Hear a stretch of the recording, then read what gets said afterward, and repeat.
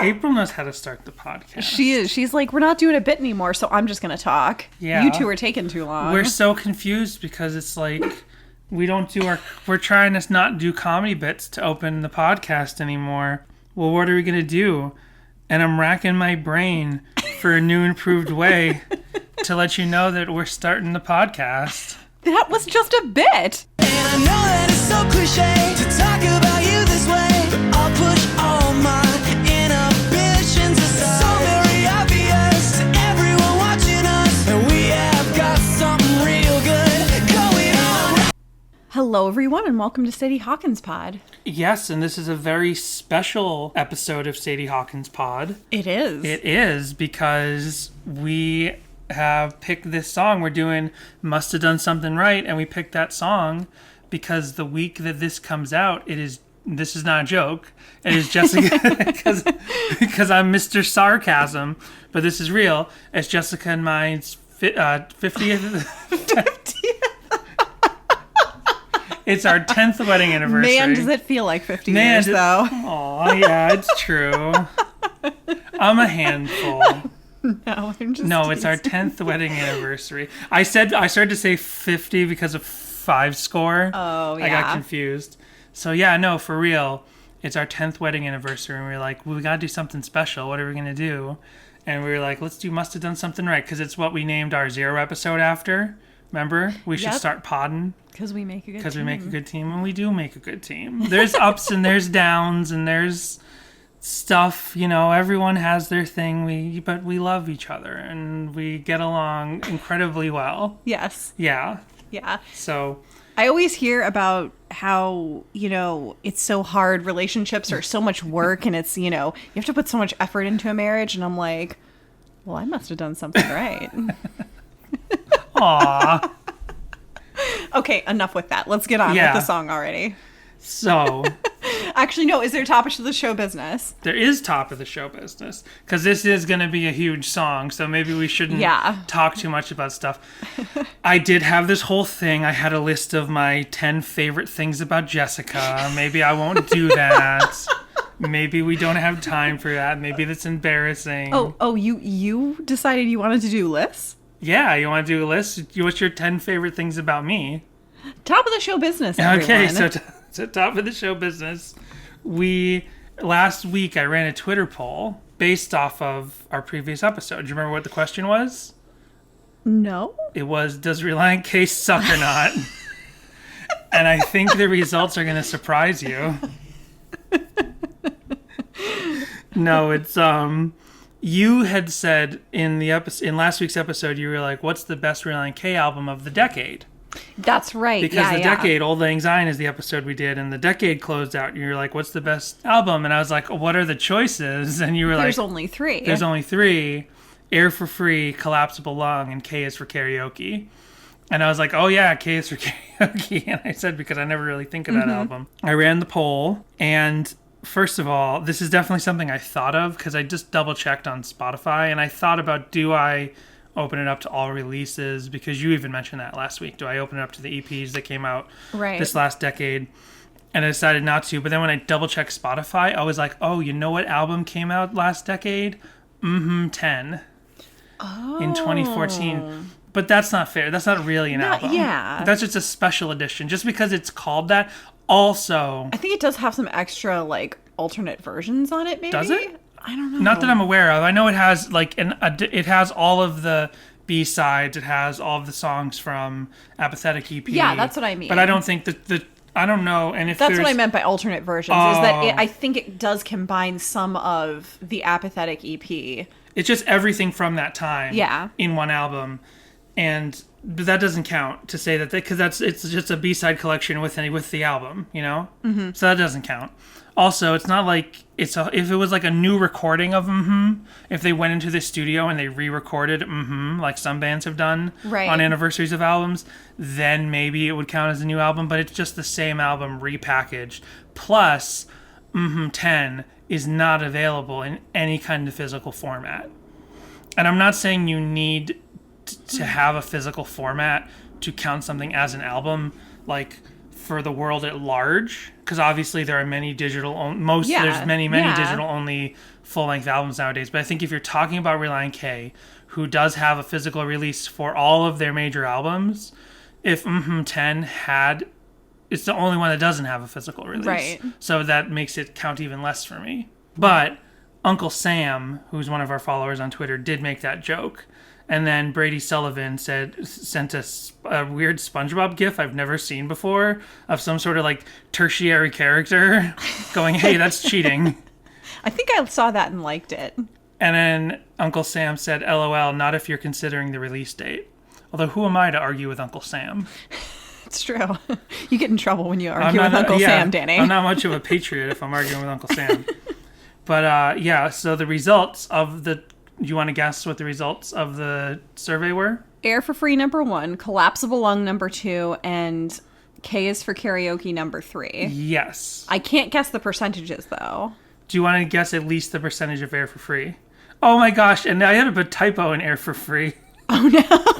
I posted this. I didn't vote, by the way. Oh, okay. Like, I saw this. I'm not on Twitter, like, constantly, so Danny runs the socials also. Right. Danny runs all our social media stuff, and so I just hop in every now and then just to look at stuff, and I did not vote because I did not want to skew the vote. Right. Well, you know what I found out recently? If you have a bunch of accounts for a bunch of multiple Twitter accounts on your phone, and you try to vote from all of them on a poll, it doesn't work. Twitter knows, and it only counts your one vote. Ooh, yeah. Twitter knows all. Maybe if you have multiple devices, but if you do it from the same device, it doesn't work. I want to say that K is for Karaoke was like 11% when I looked. Are we doing this by Price is Right rules? Because you technically didn't lose. What are the You're not Price is playing Right against rules? anyone. Oh, it's like closest without going over. Oh, okay. I'm gonna say then that's like 11. I want to say Collapsible Lung more than I want it to be. I know that for a fact. It's gonna be more than I want it to be. Right. So what do you think? We got a big song coming up today, Jess. You gotta guess. 38%. And then what's your guess for Air for Free? I mean, what's left? What did you say? 11 and 38? I'm not great at math, so whatever's left over. 11 plus 38 equals 49%. Okay. So, I mean, you didn't go over, but you're way off. Okay. Because you're saying 51% for Air for Free. It was 80% for Air for Free. Woohoo! 36 people voted. So, again, let's see. 36 times 0.8. So 28 people out of 36 said Air for Free. Nice. Then 14 people said Collapsible Lung. 14% of people said Collapsible Lung. Okay. And 6% of people said Care for Karaoke. That's 14% more than should be there. You're so mean. On our anniversary of all days. This is a joyous occasion. So I just realized, as I was saying, that I didn't do this on purpose, but I wrote Air for Free. Air A for free. Nobody called me out on that. They all probably just thought I was an idiot. Because I am. I definitely have a problem because I do so much social media stuff with all these accounts that I run. Like, and I will like write something and I can read it 8 times and there's still going to be a typo or a grammatical error. And my biggest problem is the way that I edit stuff. Like if I like write my first tweet and I'm like, oh, this doesn't flow correctly, I'll edit it. But instead of like rewriting it, I go through and I start cutting out words and restructuring. Oh, yeah. tweet. When you do that, you can get into trouble. Yeah, because you leave like articles and things in the sentence that don't belong there. That happens to me all the time. But Air for Free. That's how you have to pronounce it from now on. Yes. That's your punishment for your errors. So Error for Free. Error for Free. It was an error for free. That it was. Yeah. Album of the decade. That's what I'm saying. Not just for Relient K. Air for Free. Album of the decade. Oh, wow. Hot take. Yep. So. You're not wrong. Okay. Yeah. Good. So. We agree. We agree. Finally, 10 years in of 10 marriage. years. Yeah. We finally agreed on something. So, that's all the top of the show business. Nice. And then, yeah, we're talking about must have done something right. Yes. Because we both must have done something right because we found our life partner. That's right. And we never had to do Tinder. Nope. Or any of those type of things. Nope. We never had We to... got married before any of those dating apps were a thing. Exactly. Yeah. Back when you still had very limited internet on your phone. We had iPhones, though. We're not that old, folks. No, we had iPhones by the time we were already, like, exclusively dating. Oh, yeah. Yeah. So, before we met, if you wanted to, like, date online, you had to, like, be like, I need to go on the computer. You Right. used to, like... You remember the days of, like, before smartphones when, like, you'd be out and about and you'd think of something that you wanted to look up, whether it was a fact or, like, you're thinking, like, oh, I need to remember to log in and do something on some account somewhere. Maybe you had a little notepad with you. It's like, when I get home, reminder to self. Update MySpace. Update MySpace. Or you'd have, like, or you just sit on your computer all night and, like, just try to think of everything you needed to do on the internet. Yeah. As opposed to just be walking down the street and being like, what movies has Kurt Russell done recently? And you the look them answer's up. just right there. Yeah. They used to have those like text services where they charged you, but you could like ask questions and they would text you Oh, the answer yeah. or whatever. Remember those? That is a super short window of time for a service. Yeah. It's not like how the internet has killed certain industries like travel. Well, hasn't killed travel agencies, but it's like the scope of a travel agency industry, how it's reduced that, and like record stores have been seriously declined because of the internet. But when you think of certain services that only existed for a very short window, texting for an answer to a question, it's a very short window of time in which that existed. You text someone who's sitting in front of a computer to answer the question and then text you back with the answer. Man, or you call up your buddy and be like, "Hey, you remember that commercial?" Oh, yeah. We'll get to the song pretty soon. But you remember that commercial? We've definitely talked about this because you love Def Leppard. Pour some shook up ramen. Pour some shook up ramen. That commercial, and though it turns out that guy, I don't remember the name of the podcast, but there's a podcast on the Earwolf Network from the comedy Bang Bang thing. It's like Hollywood Handbook. That's it. The guys who host Hollywood Handbook, which I've only listened to a little bit, I'm just saying it's a podcast out there. Maybe some people have heard it. One of those guys did that commercial because I was listening to a comedy Bang Bang where the Hollywood Handbook guys were on, and they talked about that commercial, and I'm like, funny. This is the guy from that commercial. Because the commercial didn't make sense back then. Isn't that the one with Catherine Zeta-Jones that like phone company or whatever? Because that's right. Yeah, is she the spokesperson? It was for that T-Mobile, one? I think. Yeah, Was it T-Mobile? I'm pretty sure she ends the commercial. Okay, yeah. Maybe I'd have to see it again. I think so, but I'm not going to look it up. But just to describe this commercial, because this kind of sets the tone for the song. Because the song is 2007. This sets the tone for the song. So there's this commercial for, let's say, T-Mobile, if that's correct. This guy and this girl. No. Fudge, I'm totally mixing these things up. Oh no. The Hollywood Handbook guy might have been the Rock the Casbah song, the Casbah one. Okay, there's two commercials where basically, I'm sorry, but there's two commercials out there that I think about all the time because they're like this pre-smartphone world where also the commercials don't make a ton of sense because it's like that's not how technology worked. Okay, I'm sorry. The Hollywood Handbook guys were not in a T-Mobile commercial. They were in some other thing where they have a phone that plays MP3s and he starts playing Rock the Casbah by The Clash. And they're walking down the street and they're going, rock the cash box. Oh, yeah, rock I remember the cash that. box. Yeah. And they're like, what are you saying? I'm saying cash box. It's like, oh, is those the words? But I'm like, you had to download the song. You know what I mean? Like the song, the title of the song, the title of the MP3 is Rock the Casbah. Yeah. So how would you, it's like, yeah, it makes sense if you've heard the song on the radio your whole life, you don't know what the lyrics are. But you had to go online. You had to download the MP3. You had to upload it to your phone. Yeah. And this is like a pre-smartphone. This is just a phone that also played MP3s. Remember how you could get like Probably had 200 megabytes. it had some form of internet on those like really early phones who had some form of internet on there, and you could go and you could download the like do kind of like versions of songs to your ringtones. Man, back in the day. Yeah.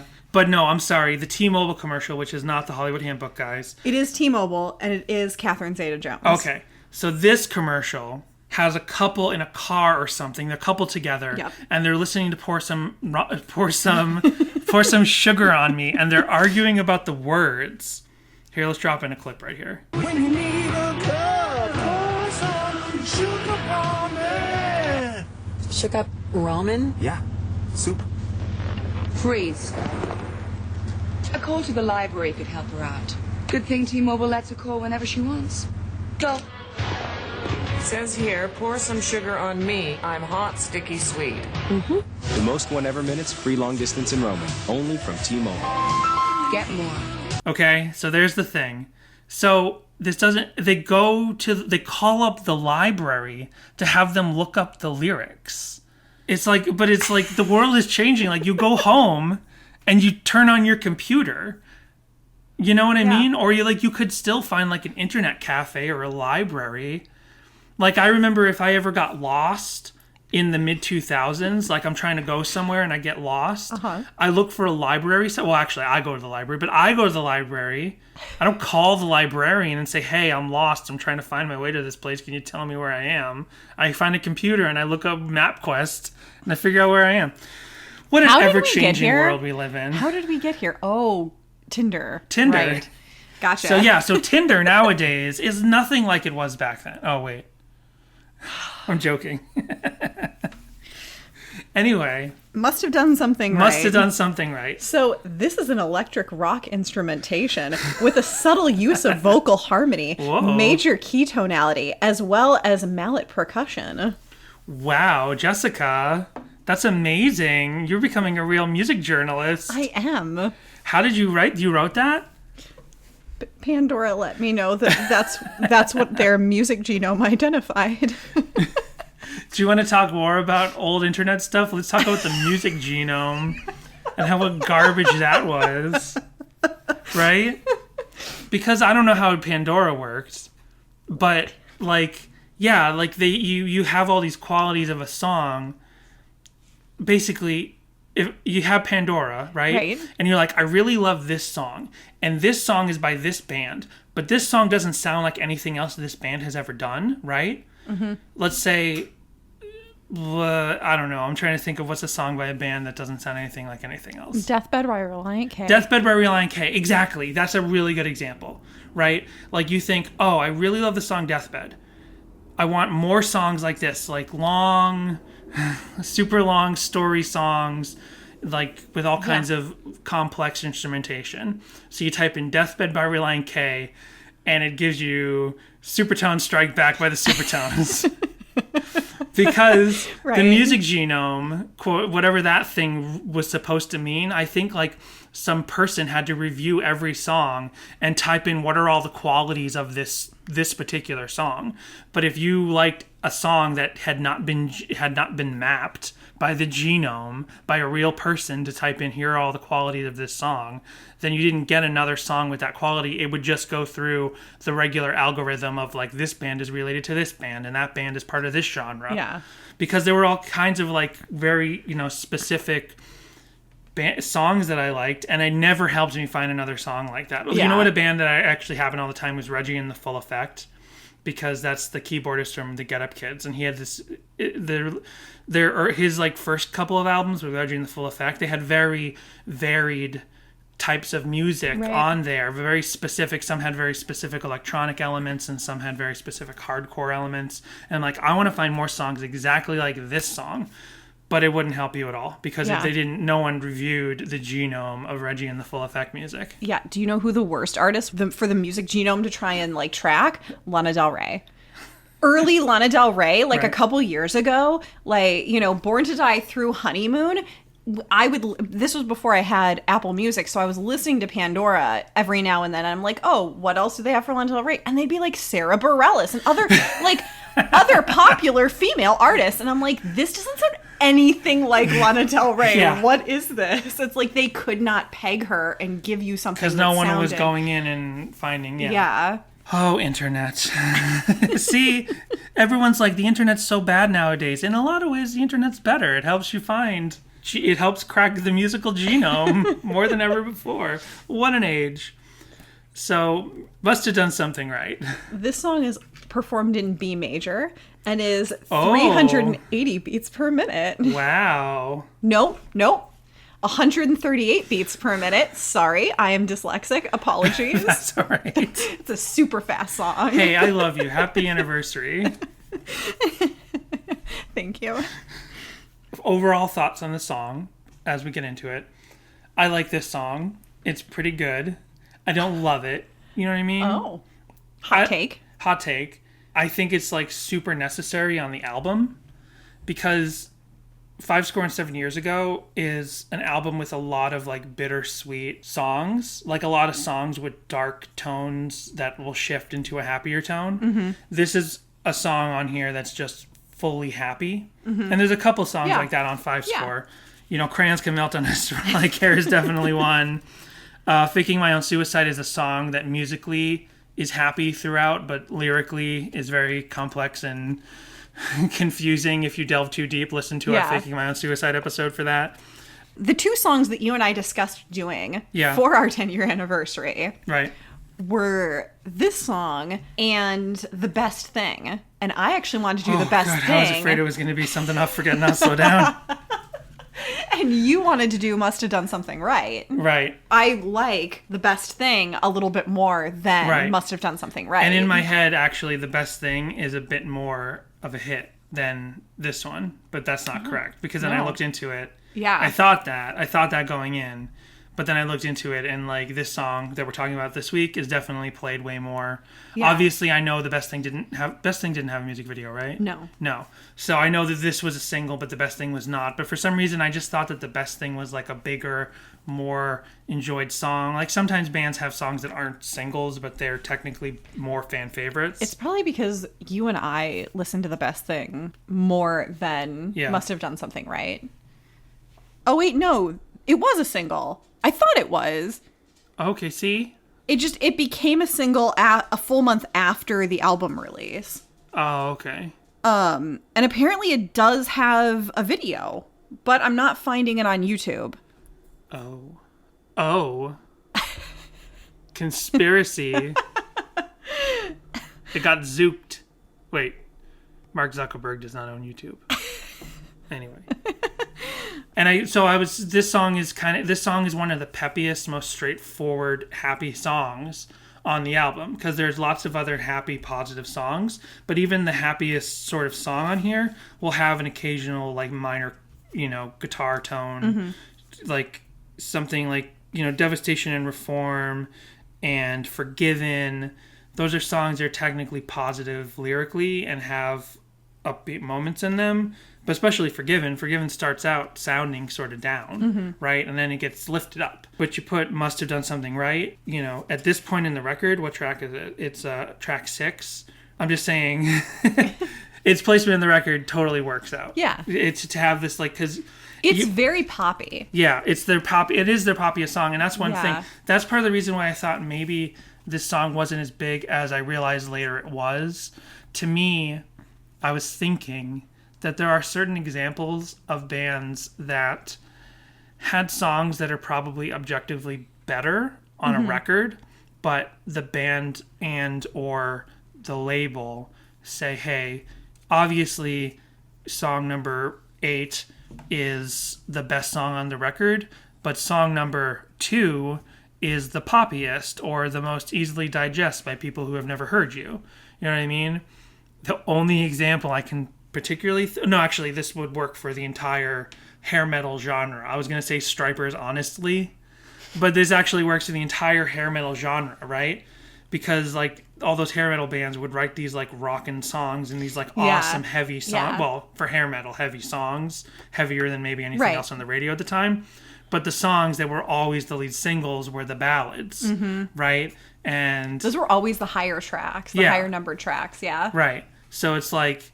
the ballads traditionally, and I'm sure this happens in lots of other styles of music, but the ballads traditionally become the hit singles or the singles that are pushed, whether they become a hit or not. So in my mind, I was like, Must Have Done Something Right, like a song that they were like, this is the poppiest, like most digestible song for people who have never heard Relient K. Let's push this as the single. Yeah. Yeah, like but I think, Hysteria by Def Leppard. Hysteria, the titular track, is track 10. Right. It's so deep into the album. It's a B-side. Well, I mean, maybe also, like, I think it's smart if you take your big single and you put it late in the album. Yeah, because then you have to listen all the way through. Yeah. There's a whole Well, thing. depending on the media. If you're listening on cassette, you're forced to listen to at least all the way through that B-side. And if you're on a record, you can pick which groove you put it on. But There's a whole thing on that they discussed on Blink 155 where it was like the genome of like track listings on your CD, how track 7 is always the best track. Like you put your best song at track 7, and like track, I can't remember, it was like 3 or 4 is your okay track, right? Like Right. they had the set list, the track list of CDs like genomed. It's like, is that the word, genomed? I don't know. I'd argue that it's track 2. On most, like, particularly in the like late 90s and early 2000s, all those like boy band Right. artists, like Yeah, so all maybe the boy it's band dependent artists, on- would put like the second song would always be whatever the really huge hit was. Okay. So maybe it depends. It's the difference between rock and pop and probably other styles of music. Yeah. It's like, where do you place... And I always think it's the smartest thing. And this is track 6, so this doesn't really go with what I'm saying. But I would think, like, you want to put your big song, like, about 75% through the album, which is maybe why track 7 works so well. Because if you're... most albums are about 10 to 14 tracks. Yeah. I like this conversation we're having. But it's like, you want to put it later in the album because then all the songs leading up to it are more likely to be listened to. Like, I'm trying to remember, what was it? I know it's The Impression That I Get, but I think that was track 4. I could be wrong, but let's face it. Mighty, I didn't have to write mighty to find this. But yeah, if it's, oh yeah, I think so. Yep. So Impression That I Get is track 4, right? Mm-hmm. And most people who loved The Impression That I Get that did not become Mighty Mighty Boss Tones fans Right. don't know the rest of that album. People who owned that album only know the first 4 tracks on that album. Right. Because they would listen to the first 4 tracks, get to Impression That I Get, repeat it a couple times, and then throw the CD out their window. So it's like you want to put your killer track a little later in the album if you're a rock band at least, because you want to get all of the lead up to that. So, must have done something right. They knew that this was going to be a big song. Yeah. They knew this was going to kind of be like the big song from the album, Yeah. as far as like pop standards go, because they released it early. Okay. It was a single. I believe they released it in November of 2006, whereas the album itself came out Oh yeah, I in have early 07. an acoustic performance from well before the album came out. Yeah, and so this single came out and it was packaged with Fallen Man. And Right. I remember buying the single off iTunes when it came out in 2006.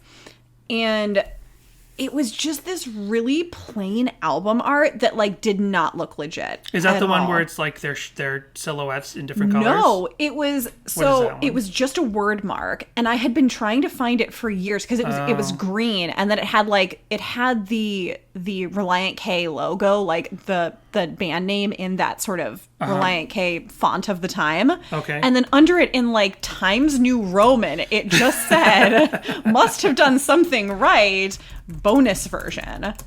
Did you look up on Discogs? I did not look it up on Discogs, but I had been My battery's dying, sorry. looking for it for years, and then finally, while doing my research this week, Oh, you found it? Jesus Freak Hideout had it as the nice. picture for their. It wasn't actually a review; it was just there. But I am correct in saying that the promo single for this was that artwork where it's the silhouettes of them in different colors. Yes, yeah, it was. I don't know. Did anybody else out there have this version from iTunes? So this is what it looked like. Oh, weird. Yeah, isn't that weird? Does not look legit at all. It's super weird. We have to post that. We'll post a picture of this. So on iTunes, I had this, and I wish that it was still that way. Unfortunately, the iTunes account that I bought this single on, I don't have anymore because I bought it with my high school email address, and my high school went out of business like 2 years after I graduated. Right. So that email went away, and I could never recover anything that I had purchased through Have we that tried iTunes account. contacting Apple like directly? Oh, it's been so long now. They probably closed it or something, right? Yeah. I know, and we should mention this if anyone else out there can also find this, because it might be a while before we ever talk about this song, but Sadie Hawkins dance. Didn't you also wanted to see the artwork from the iTunes Sadie Hawkins dance? It's like some shoes, right? Yeah. Yeah. If anyone out there on the exact same sort of thing, we figured out we found this strange artwork from Us Done Something Right. But if you remember digital single artwork for Sadie Hawkins dance, where it's like 50 shoes from the 1950s or something. Yes. Please send that to us, because Jessica's been looking for that since well before we started this podcast. Like every couple years, Jessica would talk about. She's like, I really want to see that artwork again, and we've looked for it online. I think it was penny loafers. I could be wrong, but like, I can see it in my head. But well, you know what they say about penny loafers. I do. That one saved is one earned. That's right. My computer is plugged in again. And but that art that you showed me, the like proper single artwork, right? It reminds me a lot of the Elms Big Surprise cover. Okay, hold on, I have to look that up. And I can mention while I look that up, Big Elms. What's it called? The Elms Big Surprise. Big Surprise. The Elms. And while I look that up, they have a few more like colors going, but it's that same sort of silhouette kind of idea. Yeah. Oh, that's kind of. Oh, you know what? That plays into what I'm about to say in another way that he would even maybe have mentioned. But Brady Sullivan, the brother of Tim Sullivan, the Sullivan brothers who are out there listening, he mentioned from a discussion where I said that this was a song we were doing this week, that that single art of Relient K for this song with the silhouettes in the different colors reminded him of the cover for The Ever Passing Moment by MXPX. Oh, that's the one with the squares. Oh, yeah. You know what else it reminds me of? As you were saying that, Green Day International Super Hits. Oh, there you go. Yeah. Yeah. So, but then here's the thing that I'm now kind of putting together, because I'm looking at the Elms Big Surprise, and I know the point of the artwork for The Ever Passing Moment is supposed to look like an Elvis Costello record, which I don't have in my... Oh, yeah. Yeah, I know what you're talking about. I bought it on cassette. Oh, Get Happy. So it's supposed to look like the Get Happy artwork. So maybe they're all just kind of derivative. Yeah. In a way. I mean, I don't know what else Get Happy might have been referencing, or it was like a rock and roll style of artwork from the time, right? So anyway, my point is... MXPX Ever Passing Moment was specifically referencing the cover of Get Happy by Elvis Costello. When I look at this Elms artwork, it makes me think of that as well. And then when Brady looks at the artwork for Must Have Done Something Right, it reminds me of MXPX. So it's almost like a genome of musical artwork. Similar qualities. If anyone out there, again, has that Sadie Hawkins pod artwork, please send it our way. Sadie Hawkins dance. I do that all the time now. If I'm like, I want to listen to Sadie Hawkins dance, I type Sadie Hawkins pod. Nice. That's right. Boost our SEO. Yeah. Another note I had about this song. Oh, I didn't really finish saying this, but this song is like, you know, the fact that it's track 6 and not later, as I said, like you with rock bands, maybe you want to put your single later in the album. Track 6 is probably as late as they could get it. Because, like, you need this happy lift-up track, this kind of, like, mid-early in the album. You know what I mean? So maybe I did already say that, and I just repeated myself again, but for some reason I thought I hadn't actually gotten to that point. Anyway, so, Jessica, without looking... Yes. Is it Must Have Done Something Right or Must Have Done Something Right? What's the name of the song? Must Have Done Something Right. Yes. Yes. But I always get confused.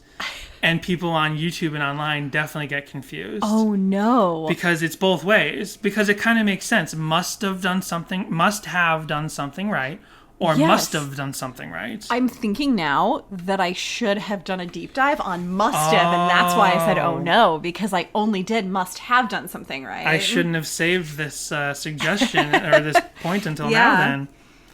But, like, when I looked on YouTube and stuff... People uploaded it as must have done something right and must have done something right. Just like you get in love with the 80s 80S and 80s EI GHT IES. You get it both ways. And also, you know what else comes up a lot with this? And tell me if this happened in your deep dive. The Sound of Music. Did that come up? No. Because The Sound of Music has the song, darn it, I didn't write it down. It's the song that two leads sing to each other. Doe a deer, a female deer? No. Raindrop of golden sun? No. People I'm sure already know it, but we're talking about so many different songs right now. Sound of I haven't Music. watched Sound of Music since I was a kid. That's one of those movies like, Something good. Said something in my youth or childhood. I must have done something good. It's the same sentiment. So there is a song in Sound of Music where the Von Trapps, Mr. Von Trapp, and Mary Poppins have now admitted that they love each other, right? yeah, right? And they sing to each other quietly with no one else around about how in their childhood they must have done something good to deserve someone as wonderful as each other now that they're falling in love. It's basically the same sentiment, except it's a duet to two people singing about each other. Similar, if not exact same sentiment in this song. Yeah. I cannot picture that scene in my head. I don't know. Sound of Music was one of those movies that I watched a lot as a child, like Mary Poppins or Lady and the Tramp or Beauty and the Beast, any of those. There's an image. Sure. Here's a single Sure. image. I don't know. That I watched a ton as a kid and just have no desire to watch as an adult. I don't know. Did I save... Apologies to Sound of Music fans. I almost said Soundgarden. I don't know where my head's at. R.I.P. Chris Cornell, and to all you fans out there, we apologize. Did I save this thing? I found this one guy who... Did a mashup or a No. fan music video? No, but I will have something to say about that later. Here's a guy who just sings part of the Sound of Music song, because this is the moment I realized the Sound of Music song was similar in title and sentiment to this Relient K song, because I found this guy who just wants to sing a little bit. He looks like Martin Landau. Ready?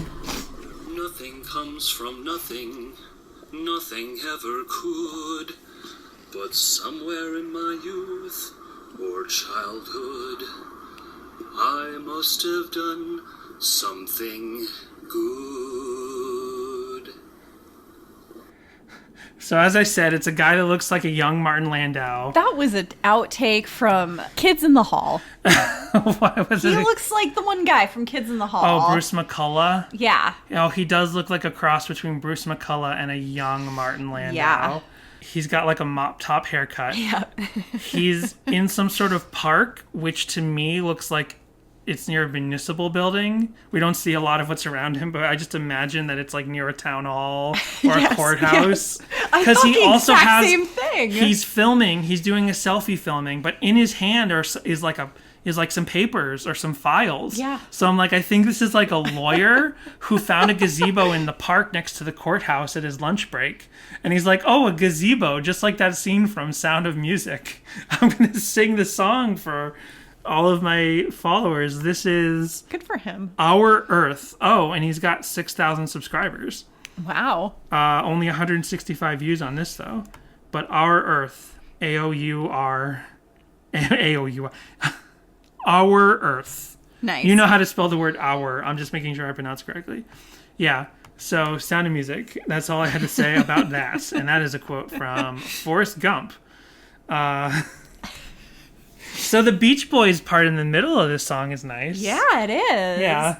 I like that. There's a tuba. We found out there's a tuba in this There's a song. tuba. It's like... Bo, bo, bo. Yeah. And that's it. It's just that one part. Because we're all over the map energy wise We tonight, really but I'm are. having fun. It's our anniversary. We're celebrating 10 years of married bliss. So yeah, Jessica and I for weeks, every time we bring up the xylophone in Relient K, particularly in the 5 Score era with Schneck, with it on stage with Schneck. Did you want to bring this up? Because Well, you're the one who kind of found out stuff about it. Yeah, because I looked it up because in the live at Capitol Studios, they refer to an instrument that looks like a xylophone as the vibes. And I wanted to look up what the instrument specifically was because we keep calling it a xylophone. And I'm like, I don't think it's actually a xylophone. Right. So I looked up vibes is a vibraphone. And then I looked up the difference between a xylophone and a vibraphone. So the main difference between a xylophone and a vibraphone is that while in a xylophone they use wooden bars, which are thicker and generally stronger, a vibraphone uses aluminum bars. Oh. So you can sneak it through the airport. And the bars in a vibraphone are paired with a resonator tube. Okay. Nice. These tubes have butterfly valves on the upper end and are driven by a motor. Right. So... Okay. Well, then that makes me wonder, and maybe we need to ask Schneck personally, because I'm like, not personally, but I mean online, maybe tweet at him and ask. It's Call like, him up. Call him up. Because we've seen footage of him playing what I would have always been calling a xylophone on tour. Like, yes. The vibraphone sounds very complex. Do you bring an instrument like that on tour, or do you just wheel out a xylophone? Because obviously, so this song has vibraphone or xylophone sounds in it. Right. I discerned those. I didn't discern the tuba until we really started looking for it. The bars, though, appear to be metal. Oh, and okay. not wooden, which is why I thought it was a vibraphone. Okay. You know the other difference between a vibraphone and a xylophone? One's easier to spell. I think vibraphone's probably easier to spell. There's a Z and a Y and an O in the other one.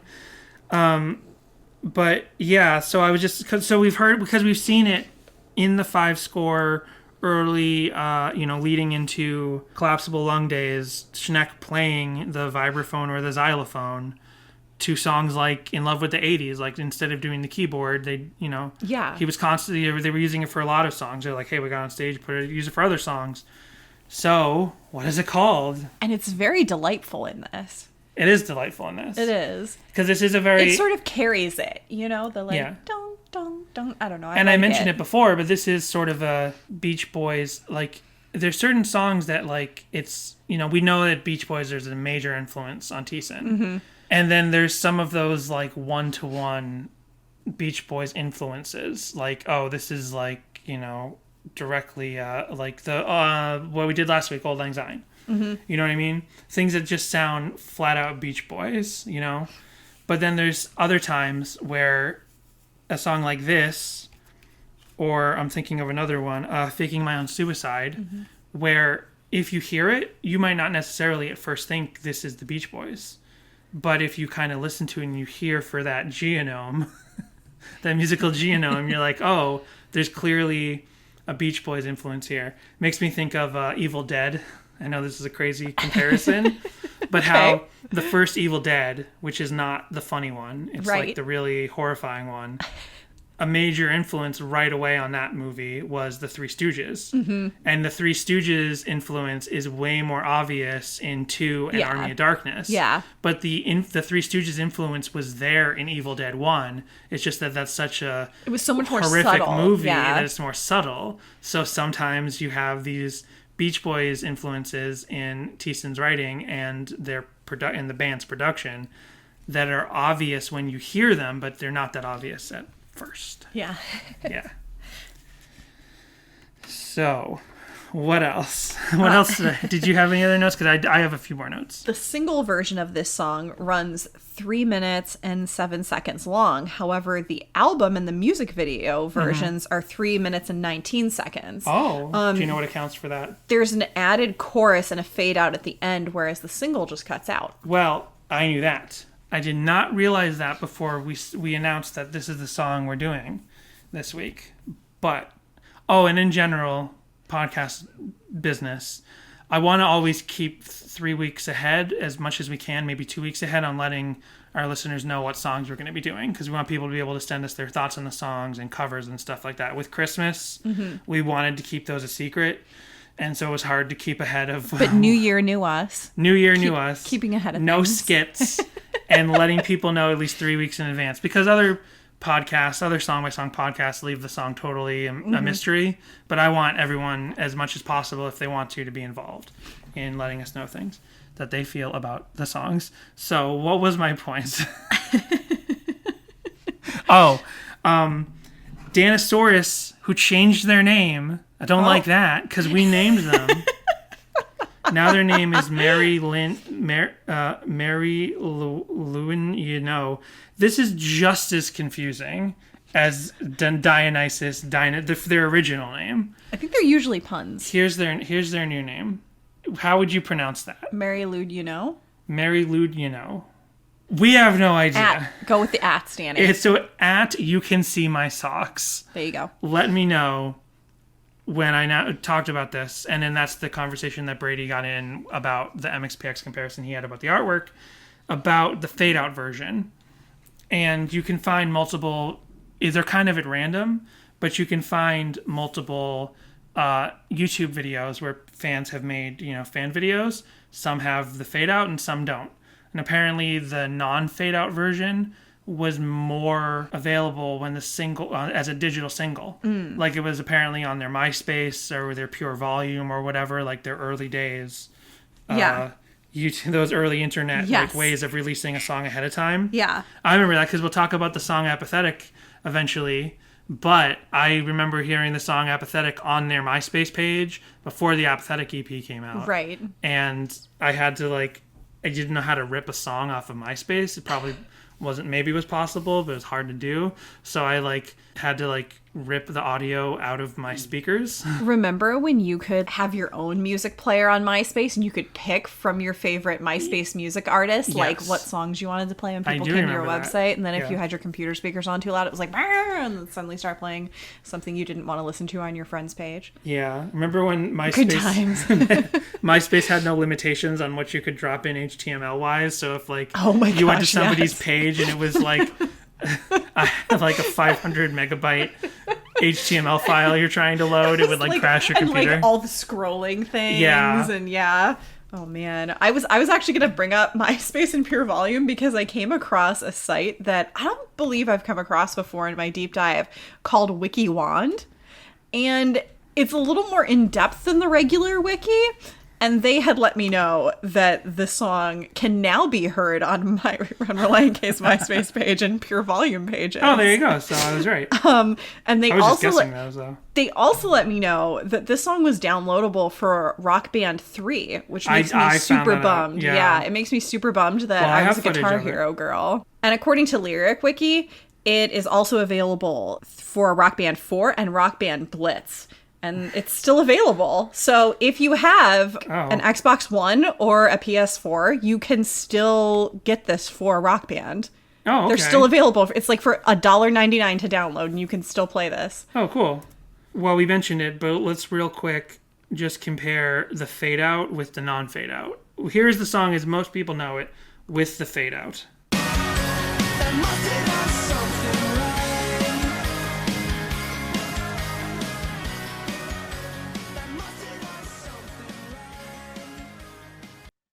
And then here's one I found where someone uploaded. This is some of the uploads of the non-fade out version sound really bad because they're probably 32 kilobyte MP3s that someone had.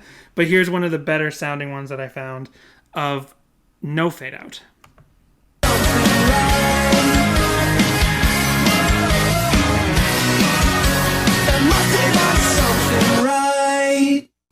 So that's it without the fade out. And what do you like better? Because I'm a little torn now, but I think I like no fade out better. Yeah, same. And that's the version that I'm most familiar you're more with. familiar with that already. Because that's right. Because you got it before the album came out. Yeah, I did that was not. a single I had. Yeah. Yeah.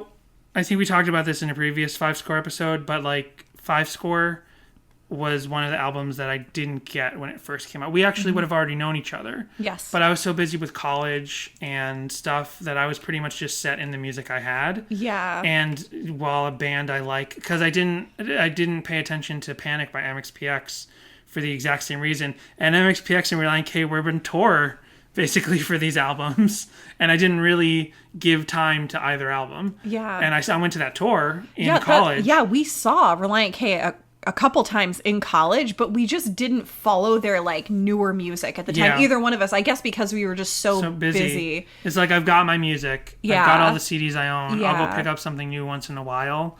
but I've got no time for learning about new music or paying attention. So at the time, Yeah, I didn't have this record. Both Five Score and Forget Not Slow Down kind of passed us by a little bit because it was during those years. Plus, you had only been into Relient K for a couple years at this point, so you were kind of still in the honeymoon phase. Yes. Which we're also still in at 10 years of marriage. Can you believe it? It's true. But for me, I'd already been listening to Relient K we're talking 2007, so I'd already been listening to them for like 8 years. Yeah. So, I was like, yo, Relient K's got a new album, and I'll check it out at some point.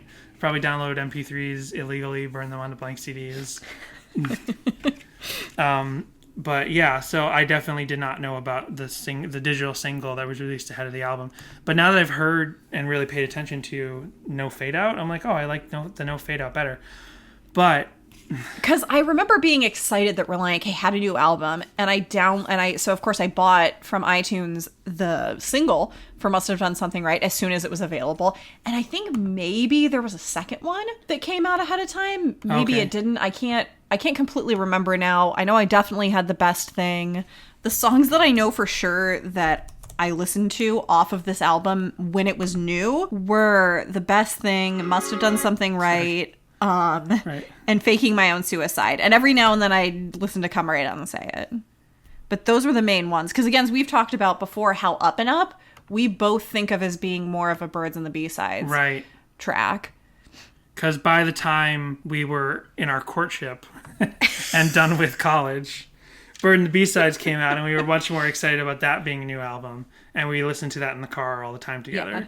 But we had never had that period with 5 Score and 7 years ago, even though we were in our, even though I had made my intentions known to you in those early days.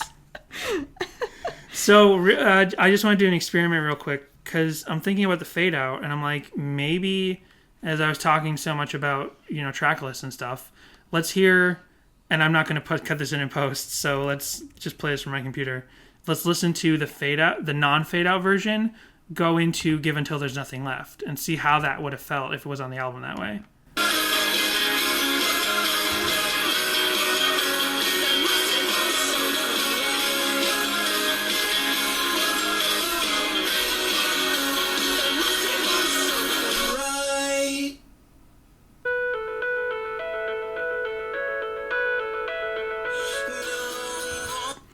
I guess that works too. Yeah. It works with or without the fade out. Yeah. But I'm just wondering if they added the fade out because they were like, it kind of, because that sort of U2 guitar that they have in Give Until There's Nothing Left, I'm wondering if they thought a fade out would lead into that in a better or more dramatic way. But it would have worked either way, really. Maybe. Yeah. That's what it feels like to me right now anyway. Agreed. That's pretty much all the discussion notes I have about the song. I do like it, but like I said, it feels like if they were a heavy metal band and I was a big metal head, this would be like, oh man, this is their ballad. It's okay, but I want the rockin' songs. You know what I mean? I do want to talk though about like the Christ parallels or those possible lyrical interpretations, because I've always assumed the song's about a girl. Yes. We got a couple more songs, if that's okay with you guys. That's fine, Thiessen, but hold on one second. YouTube started playing in the background. So yeah, I've always thought the song's about a girl, and I didn't even really see the video until a couple years ago. Like right, as we were kind of getting into Relient K again with Air for Free coming out, I'm like, oh, there's this a couple of videos I never watched. I watched that, I'm like, oh yeah, it's about a girl, right? But then I started listening to this and I was like, this could definitely be perceived as a song about Jesus again.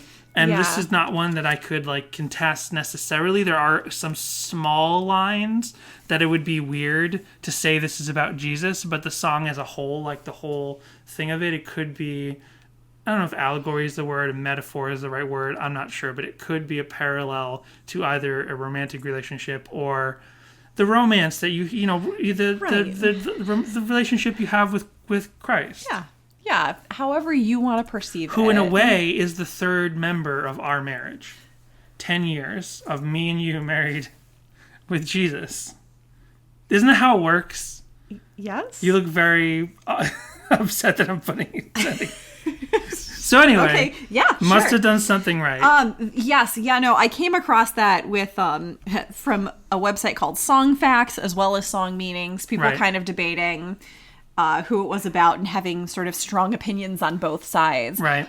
To me, the argument that, and I think maybe they probably worded it so that it could be open Right. to whatever interpretation. What pushes me more towards the fact that it's about a girl, and it's just a song I've always thought was about a girl, Right. is the line, and I know that it's so cliche to tell you that every day I spend with you is a new best day of my life. Everyone watching us just turns away with disgust. Oh, right, It's right. jealousy. They can see we've got it going on. Yeah, that line can't be about Jesus. That line can't really be interpreted as, yeah. There's a similar line when it's like, it's easy to talk about you this way, to push them in. It's so very obvious to everyone watching us that we've got a real good thing going on. Yeah. Because that's almost like living as a beacon. You know, that's like the idea of like live through Christ so brightly that everyone sees you and wonders that guy's got a good thing going on. What have you got going on? Oh, have you heard about Jesus? Have you heard the good word? But to say everyone turns away in disgust. Yeah. Yeah, it's like Everyone watching us turns away everyone. in disgust. Especially because you could, I mean, but feel like now I kind of just want to see a music video where Teason's like playing frisbee with Jesus or something. I was going to make that same joke. Because, yeah, it's like, yeah, that line just doesn't work for it being, unless, you know, songs can be about multiple things. So this could, like, essentially, it could have been like, I'm going to throw this line in there to get kids off the trail because we're a ministry band at this point and we're out there rocking for Christ. And Were they still a ministry band at this point? I don't think so. I I don't think that they ceased to be a ministry band with maybe. personally. Yeah. That's just how I feel. I mean, in the sense that, like, when they were the first 3 albums, they weren't as huge as they became. So, like, they were out there, like, actually, like, talking to kids after shows. Yeah.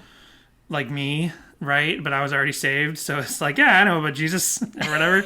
But yeah, once they become, like, really, really big and they're playing, like, lots of different things, mainstream festivals or whatever, and their music is everywhere. And they're not Maybe they're if not you're- taking those moments to, even on stage, bring up any sort of Yeah. major, religious points or anything. Because Yeah. I've seen in earlier performances, because unfortunately I never saw them before. Right. I saw them during the tour for the first time. What was it? It was the song we were watching that footage together. It was a song of these, like, this song is about the Chronicles of Narnia, and we were like, oh, is it going to be Always Winter Never Christmas? And it was like, no, it was Oh yeah. yeah, it was like, oh, what's that song? I can't think of it now, but it's like it was It just something blew my mind and made me angry. right. It I was think. something off one of the first 2 or 3 albums, and we're like, that's not That's like that's no. about like what? yeah. I'll look up what that one was, but it's like, yeah, so it's like, yeah, he would more directly, especially the Cornerstone footage is out there. It's like, hey, everyone, he'd be more open. They would be more open about talking about Christ up on stage. Yeah, but by the time I saw them during they were no longer doing that. Now they were opening in the For first other show that bands. I saw. Yeah. And maybe there's just a sort of an adaptation that you have to take, an adaptation, I don't know how to pronounce that word, but that you have to take when you become a major label band, and maybe you still consider yourself a ministry, but you have to be a ministry in a different way. You know what I mean? Like, you are trying to achieve more popularity and success to bring more people to Christ. Then do you have to adapt, like, your method? Like, do you have to become less open about it overall? You know what I mean? I don't know. Like, that's not for us to know, because we're neither ministers nor rockers for Christ. Speak for yourself. It's an interesting thing to think about. So this is a song that, like, I do think it's just about a girl, but yeah, I do think that the best thing, and we'll talk about that one someday, but I do think that the best thing is probably actually about Christ. And it's like you switch the babies with Jesus. No, is it the best thing? Wait, what am I thinking? Not the best thing. I don't think you're No, thinking what of song the are best you thing. what no. Because I No. don't know why he would say Then I'm Jesus, when we first met, you should have said nice to meet you. I'm your other half. then I'm mixing up the titles just like you've been doing all week. What's the song that you think is definitely about Jesus, but it was a single? Be My Escape. Be My Escape. That's what I meant to say. They both start with B's and they both start with BE. Anyway, we are Relient K fans. Yes. Yeah, no, Be My Escape is kind of funny because with most of these, I'm either like, it's open to interpretation, or no, this is definitely about a girl. But with Be My Escape, I'm like, oh yeah, no, that is definitely about the Lord. Right. Like, it kind of reminds me also of Creed and Arms Wide Open. Because, like, everyone's like, oh, yeah, he's a Christian and he's got his arms wide open for the Lord. I'm like, that's not what the song's about. First of all, like, I don't remember anymore, like, the ins and outs of, was never a Creed fan. I don't remember the ins and outs of Scott Stapp's faith, but I think he basically said, he's like, I don't really believe in, I think he said something like that. It was definitely something people talked about more, because, like, so many kids in my church were, like, liked Creed or wanted to like Creed, so there was, like, more discussion about is Scott Stapp a Christian or not.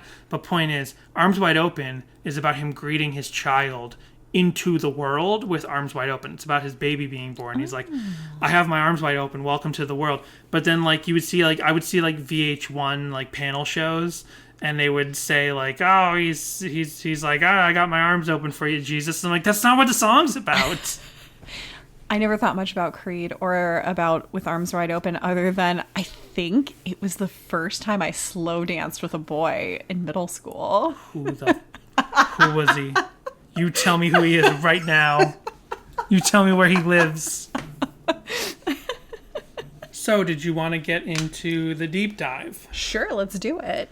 Let's deep dive, babe. Man, again, with this song, I was thinking, so this was a pretty big song. Uh-huh. Single, music video. I was hoping I would find some really great, like, blog stuff and craziness. I mean, the goofiest stuff I found was just fanfic. Nice. There are quite a few fanfics titled Must Have Done Something Right. Yep. At least 3 Harry Potter ones that I came across in my deep dive. One claiming to be loosely based on the song that is a Harry-Ginny pairing. Then there's a Snape/Lily Potter one.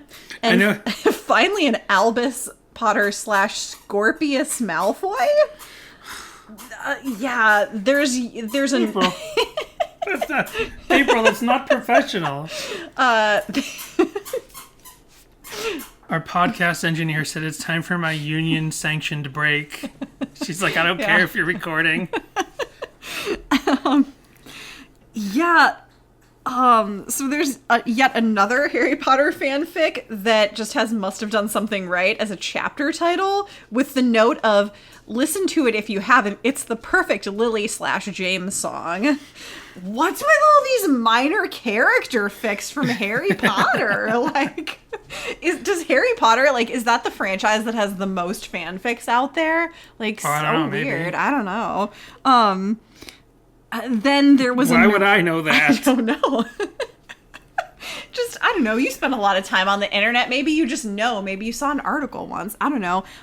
There was a Naruto one, a Voltron one, and a Glee one as well. Okay, well, Naruto is just Ninja Harry Potter, so that makes sense. Is that what it is? Sort of, yeah. Yeah, this song is so big that on page 7 of Google search results, it's a link to Bing search results. Which I've not ever come across before in my deep dives, where it was like on page 7, it was like Bing, and I'm like, it's that's like you weird. Came across something dirty. Bing and Google are like, close the door. And I clicked into it, and sure enough, it was just Bing search results for this song by Relient K. Nice. Let's see. Oh, and then I found, and I'm just going to read a snippet from the CBN.com review. Okay. Because they did one for the whole album. The elation is palpable on the best thing. Give me that. April is also elated. Give me that. I'm the bad guy. So, as you were saying... the elation is palpable on the best thing, which veers giddily between majestic piano flourishes and punked out bliss delivering at breakneck speed. And the happy state of mind lights up the exuberant first single Must Have Done Something Right as well. This song represents something that I've wanted to create for a long time, explains Thiessen. It's not a political commentary or a tear-jerking emotional piece. It's a feel-good, fun song written at 3 a.m. with a smirk on my face. The song turned out to be something that you can tap your foot to and smile to. Yeah. Yeah, not one of those typical Relient K political songs. Now I'm just like, do I need to re-examine everything up to this point? Relient K, where are these political songs? One of those anarcho-punk songs. I also want to read this part where they go into working with a different producer on this album. Okay. Relient K recorded most of the album in Los Angeles with producer Howard Benson, who did Less Than Jake and My Chemical Romance and All American Rejects. I was honestly pretty nervous. I'm playing tug of war with this. I'm trying to keep her preoccupied. It's so distracting. I was honestly pretty nervous, confesses lead guitarist Matt Hoops. We'd never really worked with any other producer beside Mark Lee Townsend. He did everything from our first demo all the way up to the last album, but it was a good experience working with Howard. Benson quickly assuaged Hoops' jitters, creating a supportive environment and bringing a fresh perspective to the band's music. When their tight recording schedule drew to a close, most of the band scattered to their respective homes for a quick break before the Nintendo Fusion Tour. Originally based in Canton, Ohio, the band now lives all over the place, as Hoops described. He and Schneck live in Nashville, Warren lives in Denver, and Thiessen and Douglas remain in Ohio. After LA, Hoops put Thiessen up in his place, and the two worked in a Nashville studio with producer Townsend, where they recorded most of Plead the Fifth, Deathbed, and Crayons Can Melt on Us for All I Care. Sweet. That's the kind of amazing inside information you get from Jessica's Deep Dive. Well, I try to keep the dog and from making CBN.com. So, yeah, I guess this song is just bigger than I thought. Yeah. There is the music video. We haven't really talked about that. Yeah. Did you have anything? And then there's the making of the music video that's on the special edition of the album. Online, I found there's like a short version, which is like about a minute, where they kind of edited it down. I don't know if it was made for the internet or what. Yeah. And then you can find the sort of full version that's like over half an hour on YouTube. It's also, like I said, on the DVD for the special edition of the album. Oh, I thought it was only 7.5 minutes. I think I've only watched the 7.5 minute one. Well, hold on. Let me see if I'm just... Yeah, it's only 7.5 minutes. I was going to say, I think there's a longer for the making of the album. Right. Yeah, that must be what I'm thinking of. I'm sorry. So, did you have anything you want to say about this video in general? Oh, do you know who the director of this music video is? No. It's the same director of 500 Days of Summer and the amazing Spider-Man movies. He got to direct those because his last name is Webb.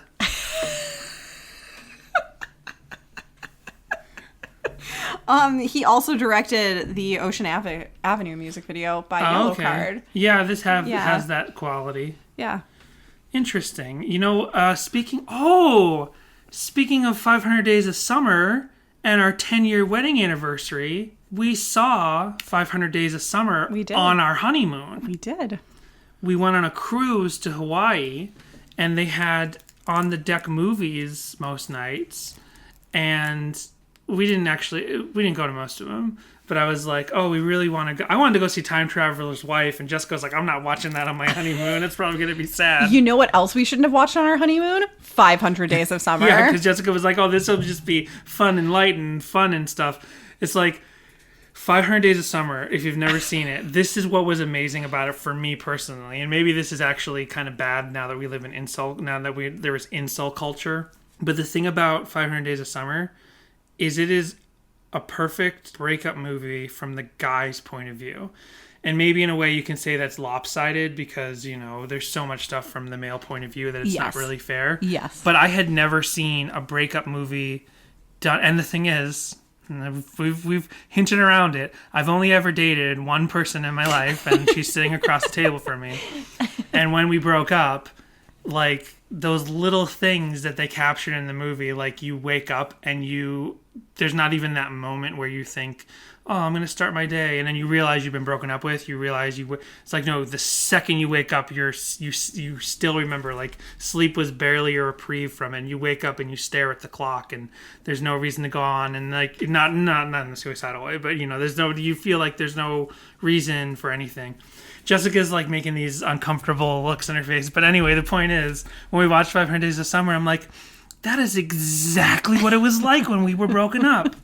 And you think about when you're going to run into the person or the girl, like, socially, and you have these sort of expectations about how, and there's that whole expectation reality thing where they did a split screen of his expectation of running into her at a party. Right. And the reality. I was like, this is amazing. And we watched it.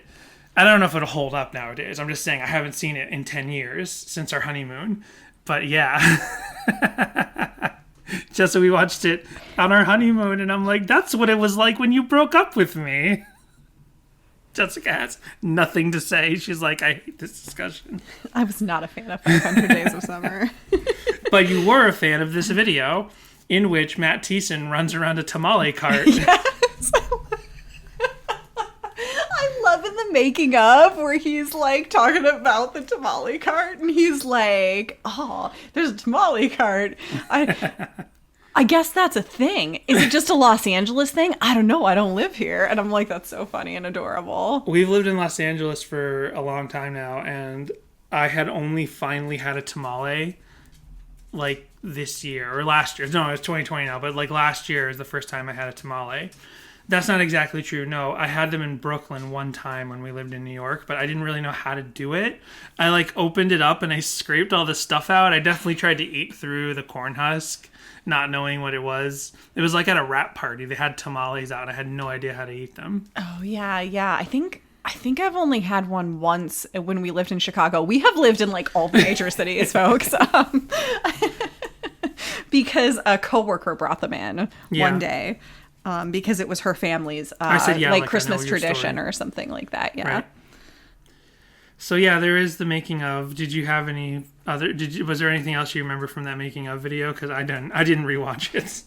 To be perfectly honest. Because we watched it like a couple months ago, and I only rewatched a little bit of it in preparation for this podcast episode. The only location I absolutely recognize from real life is the LA Library. Echo Lake Park.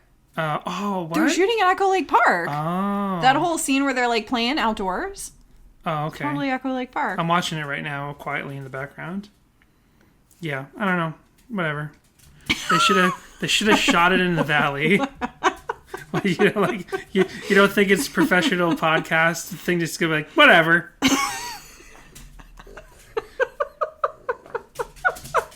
April's acting up, I'm acting up, Jessica's the only professional here tonight. So we didn't even bring up the soccer ball, but it's such a weird concept for a video, to be quite honest. It's like fun. This is so mid-2000s though. Like, oh, they're bonding over soccer. He's chasing a soccer ball. She's all into soccer. Yeah.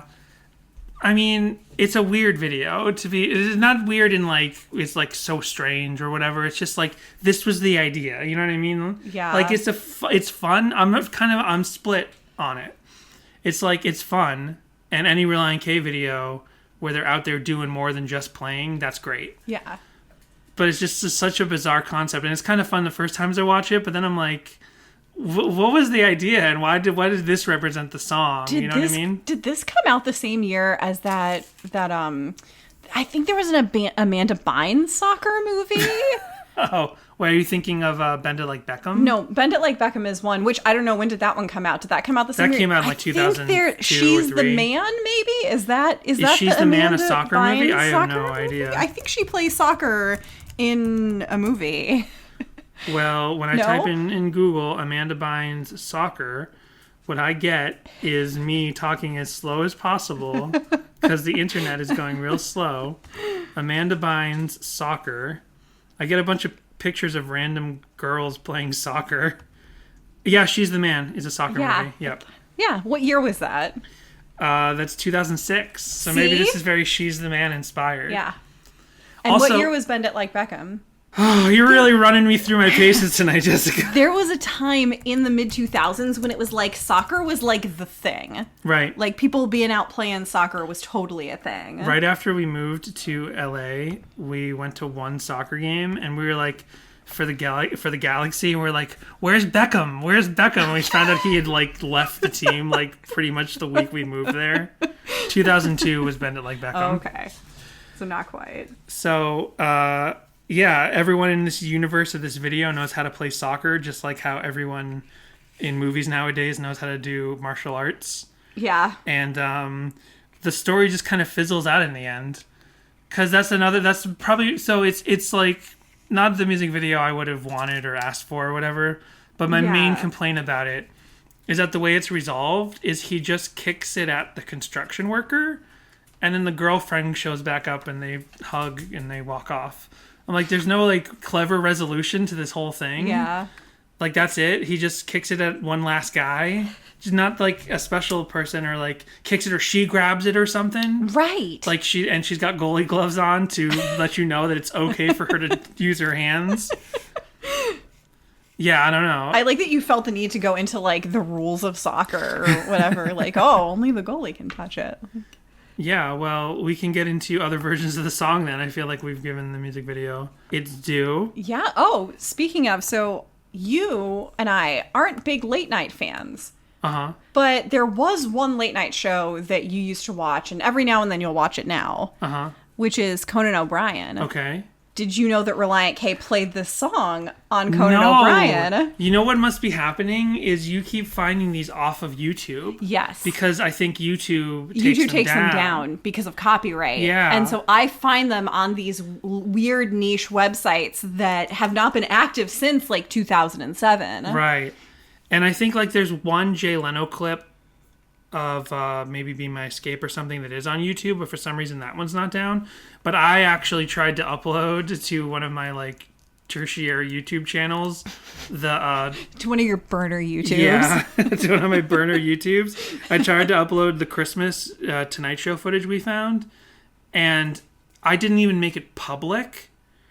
So creepy. Oh my god. I didn't even make it public, and they're like, your video has been flagged for copyright. It is blocked in all countries. Oh my gosh. It was manually reviewed by someone who, on behalf of the copyright holder. Wow. So like someone at Universal watched my privately posted video. Weird. So I'm like, I didn't know it could work that way. Yeah, like you can't even host private videos on there if they if it retains a copyright. And I guess if someone thinks if a copyright is matched, then the copyright holder gets to watch it on your, even though it's posted privately. Wow. Yikes. Yeah. That's ooh. Ooh. Well, luckily, the folks over at Universal haven't gotten a hold of idobi.com. IDOBI. Okay. .com. And here is this.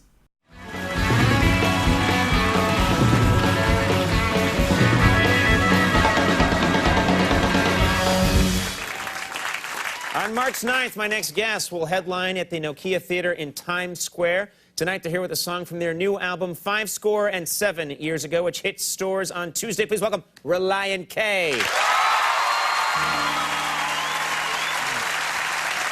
We should get jerseys, cause we make a good team. But yours would look better than mine, cause you're out of my league. And I know that it's so cliche to tell you that every day I spend with you is a new best day of my life. Everyone watching us turns away with disgust. It's jealousy they can see, and we've got it going on. I'm racking my brain for a new improved way to let you know you're more to me than what I know how to say.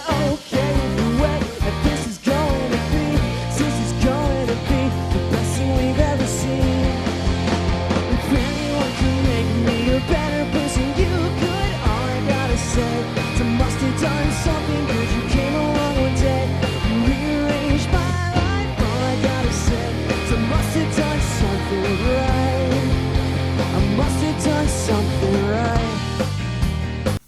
Wow, that's really cool.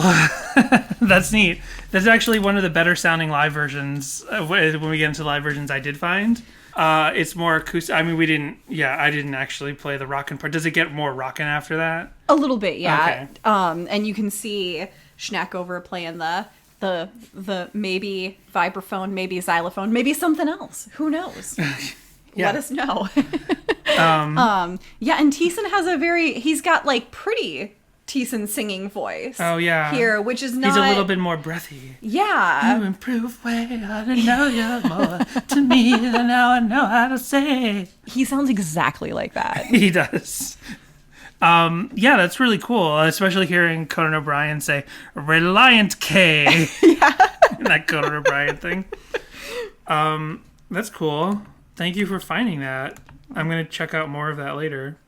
So, well, speaking of rare versions of the song, because this is pretty rare that it's not on easily found channels like YouTube. Apparently, Rhapsody. Remember Rhapsody was like an audio website? Yeah. They had Rhapsody Originals, just like how nowadays you have Spotify Originals or Spotify Sessions or whatever. They had Rhapsody Originals, which were sessions that I guess they did for them, which are now like really difficult and rare to find. But the Techno Nut One uploaded this to SoundCloud. The second track of the no longer available 2007 Rhapsody Originals EP by Relient K. Oh, wow.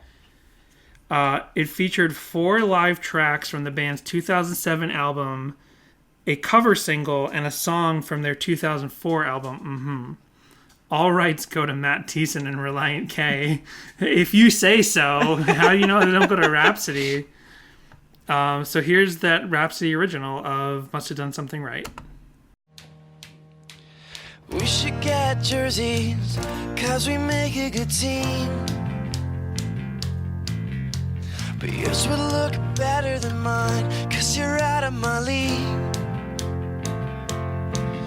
And I know that it's so cliche to tell you that every day I spend with you is a new best day of my life. Everyone watching us turns away with disgust. It's jealousy they can see. We've got it going on. I'm racking my brain for a new improved way to let you know you're more to me than what I know how to say. You're okay with the way this is going to be. This is going to be the best thing we've ever seen. If anyone could make me a better person, you could. All I gotta say, so must have done something. So that's the Rhapsody original. And That's nice. Yeah, it's more acoustic. Yeah. Which, by the way, is the theme of all the covers. They're all just acoustic solo covers. Okay. So luckily that means we don't really have that many to play. Because, I'm sorry, like Curl Up and Die, when you have a ton of single solo acoustic covers, Yeah. I'm only going to pick out like the really unique sounding stuff. Right. April's really on the move tonight. She is.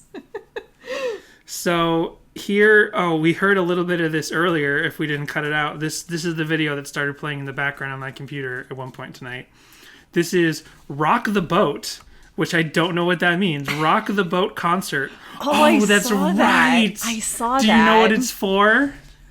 This is ridiculous. Republican voting? I don't know. Like, Rock the Vote tends to be very Democrat slatted. No, I know. That's what I'm saying. I'm saying because Rock the Vote is supposed to be like, hey, young college-age kids, get out there and vote. But it's very much slanted towards the Democratic Party. So I was like, is Rock the Boat like the Republican version? And we get Christian artists? I don't know, because Rock the Boat is the Evan Almighty premiere. Apparently a concert for the movie Evan Almighty. What? January 11th. What? Or June 11th, 2007. Relient K played some sort of concert for the premiere of Evan Almighty. Wow. And this is what it sounded like. Well, we got a couple more songs, if that's okay with you guys. Listen how excited all those girls are to see Evan Almighty. And that's okay with you guys. Like how he's like, I know that's okay with you guys. He didn't say if, he said and.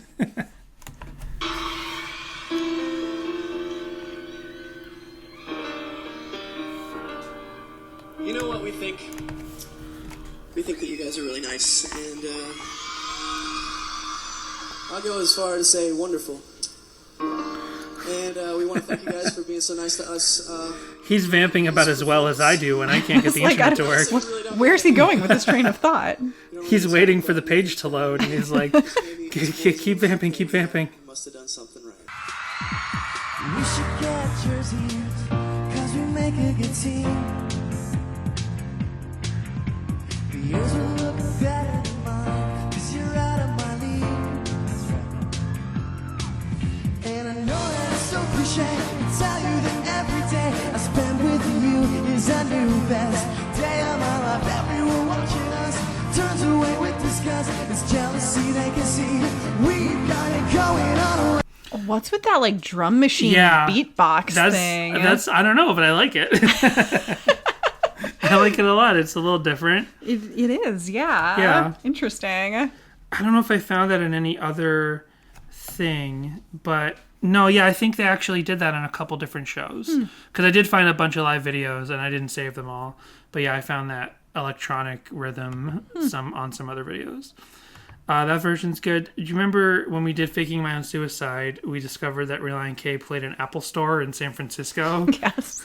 Well, they played it again. They played this song at that as well. Oh, okay. I was going to say, wow, they did it more than once? Because that feels like a one and done kind of gig. I think same show, they played the song as well. It's got like a cool sort of sliding guitar sound, but I didn't see like a sliding guitar, and I'm like, I guess it's one of them playing their guitar to sound slidey. Whatever. Check it out. Apple Store. I'm not going to play it right now, but Apple Store, Relient K, must have done something right.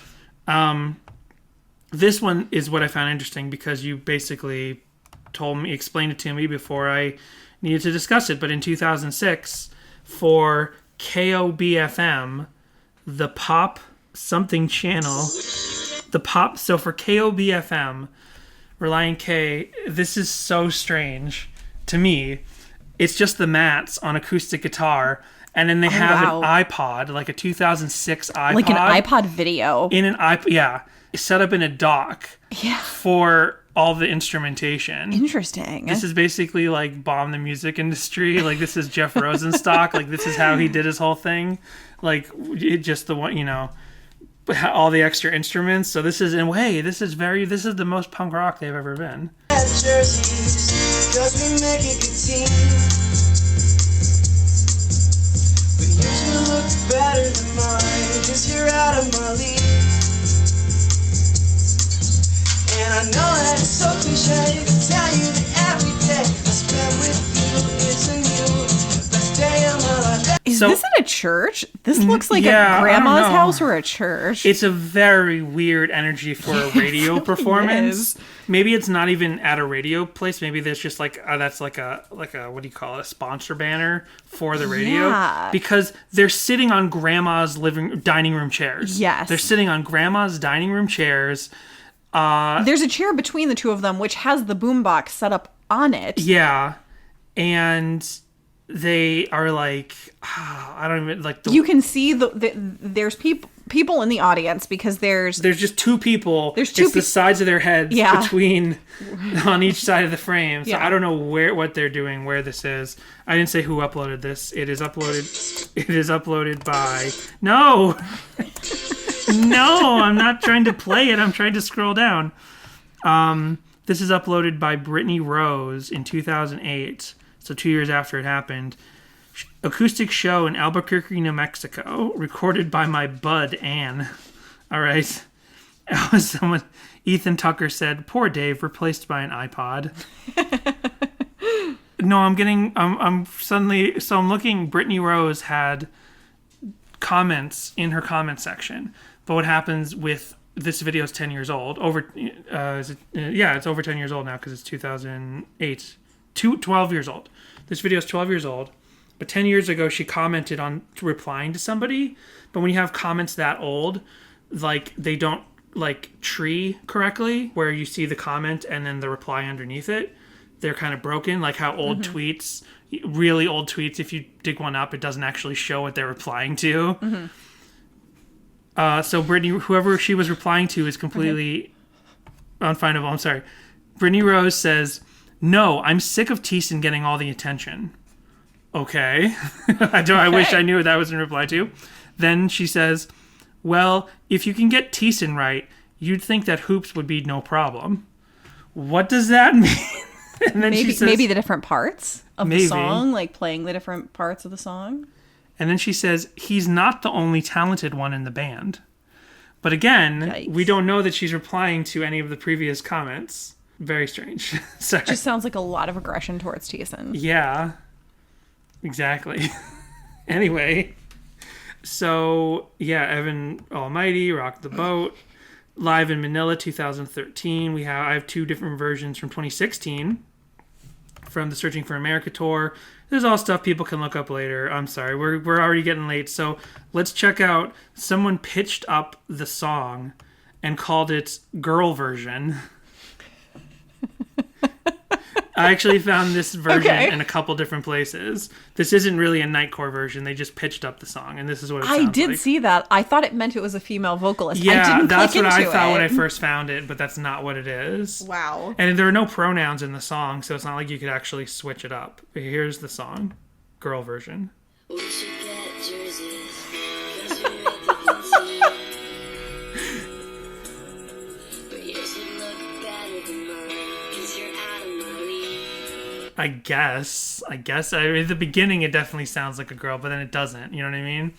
It reminds me of the 10th anniversary re-record of Sadie Hawkins' Dance, because when they say, she said, you're smooth and good with talking, Thiessen sings in such a high voice that the first time I heard that, which was recently, since we started the podcast, is the first time I listened to that version of the song. I don't think I've ever listened to that version of the song. You listened to a couple seconds of it and we're like, I don't like this version.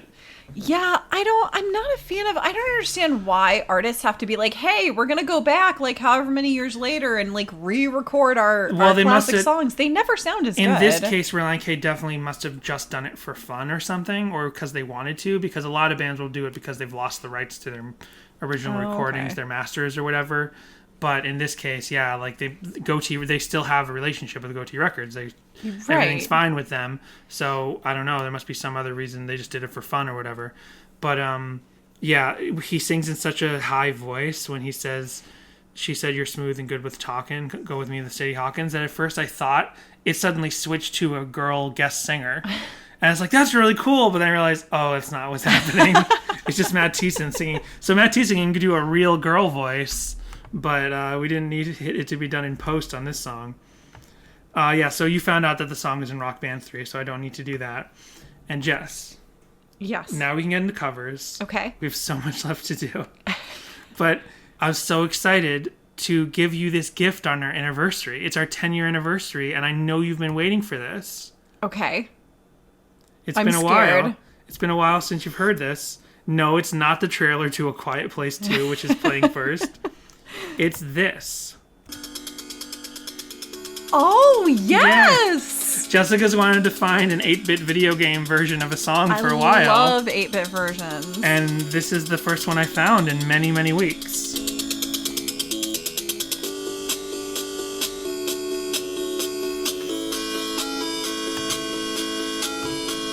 I feel like I should be playing like California games or something.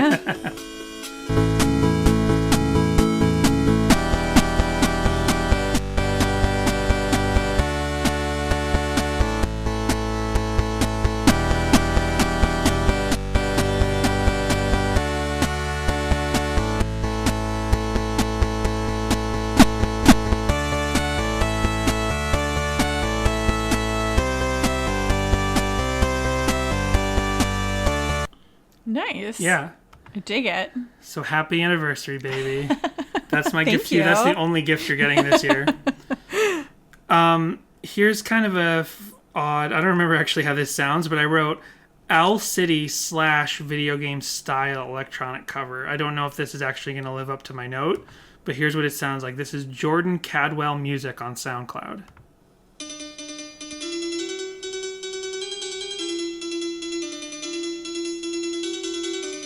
Are you sure this is Must Have Done Something Right? Yes, that's what it says.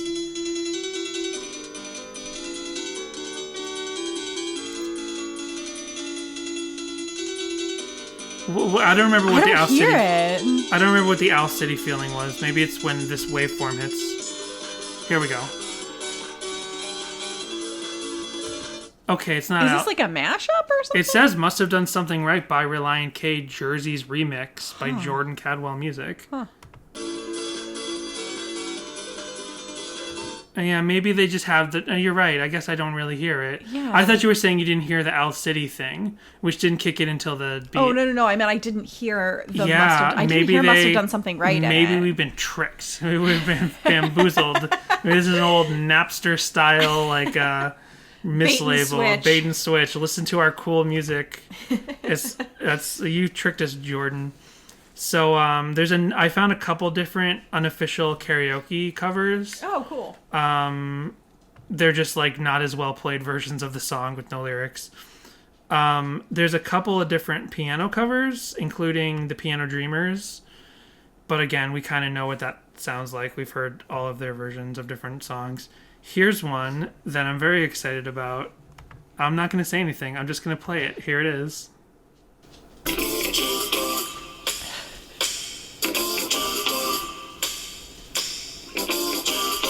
Oh, we're getting copyright strikes for sure. Maybe.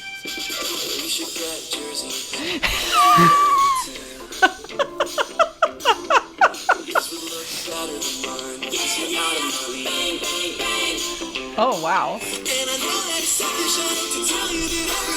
All right, now I'm grooving. Yeah. Yeah.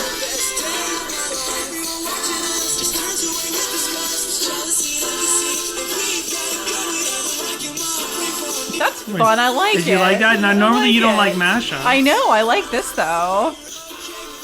The chorus doesn't quite work. Let's hear that part.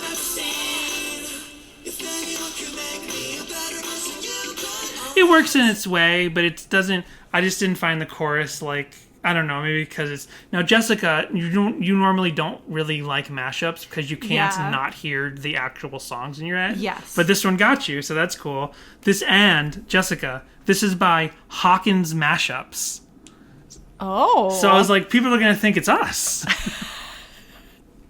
It's not us. It's Hawkins Mashups. Well, we on are very SoundCloud. well known for doing mashups, Danny. Oh yeah, that's like how we got our start in the industry.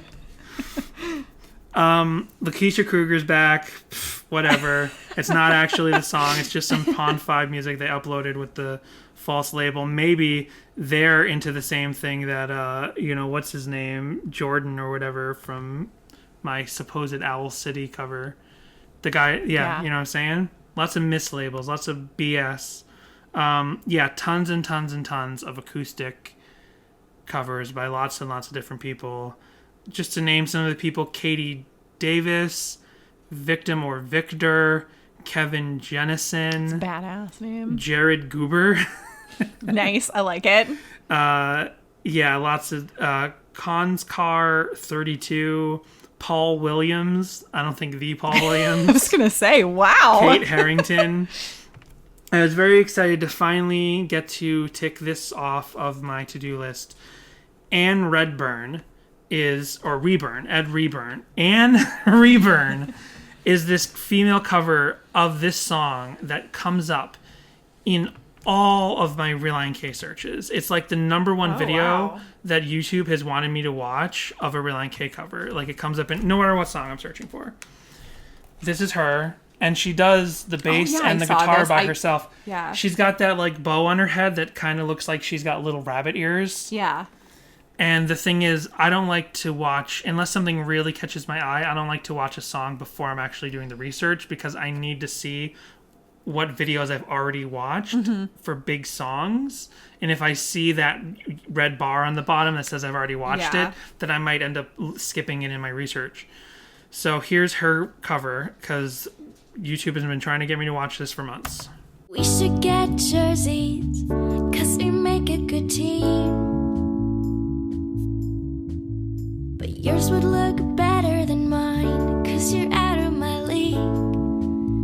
Oh. And I know that it's so cliche to tell you. Some auto-tune going on her voice.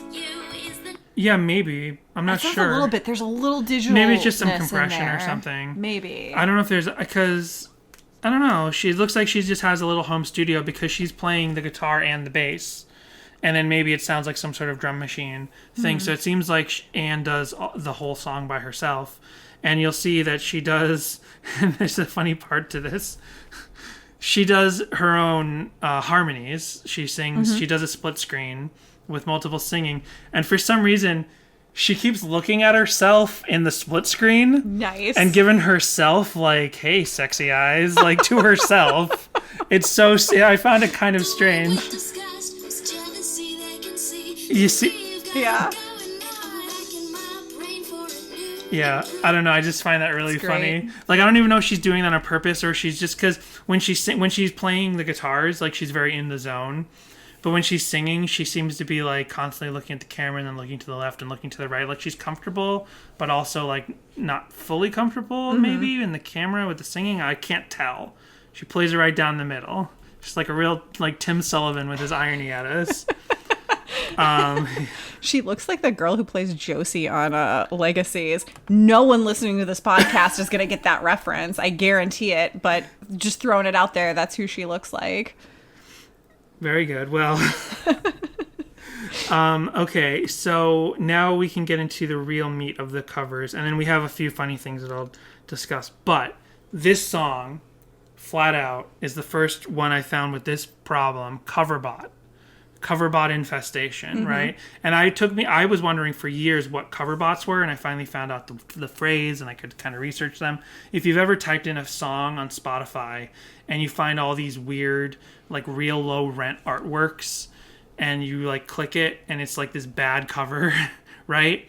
But it says it's by this band, and then you see another cover by a different band and you click that one and it's the exact same bad cover, and then you find a third and a fourth and a fifth and a sixth different band name, but they're all the same cover. It's some sort of thing. It's some phenomenon called cover bots where they just record these awful versions, and I guess they want to get your streaming count for them, right? So they upload it as multiple different bands.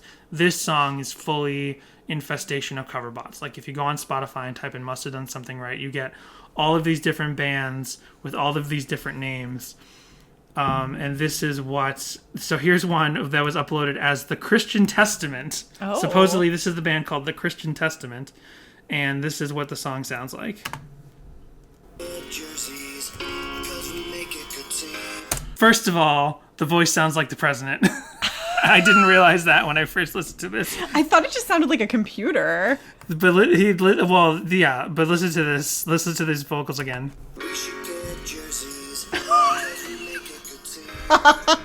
You're right. The first bit, not the good team part, but the first bit. We got the best jerseys. Everybody knows we're the best team. We wear the best jerseys. I'm sorry, which president are you doing an impression of right now? Clinton. I did not inhale. I don't know. What is Clinton known for saying?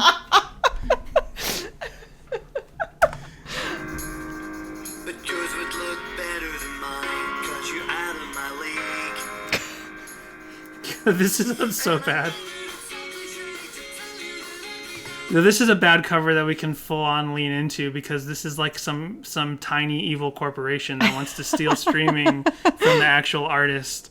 As MXPX memes, I took a cover bot version of it was a non-MXPX thing I did.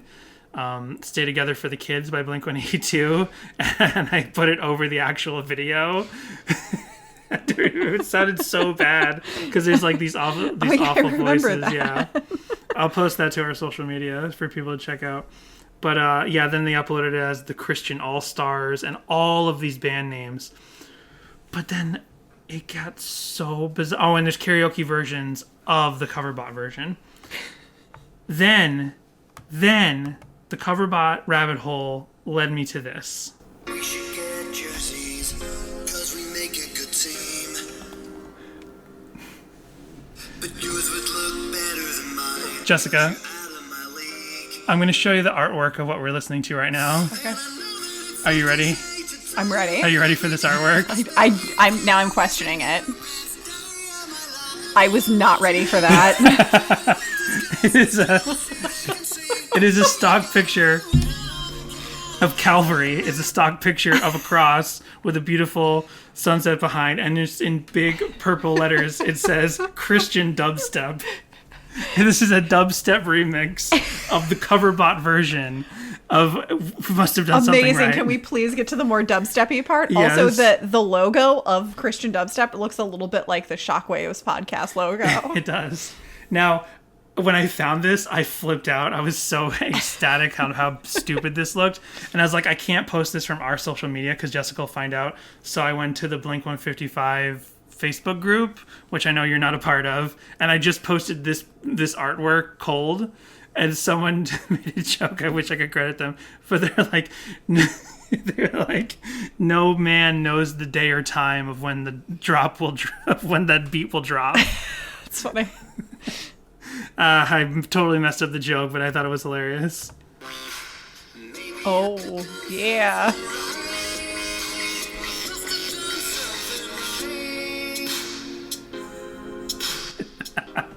This is so awful.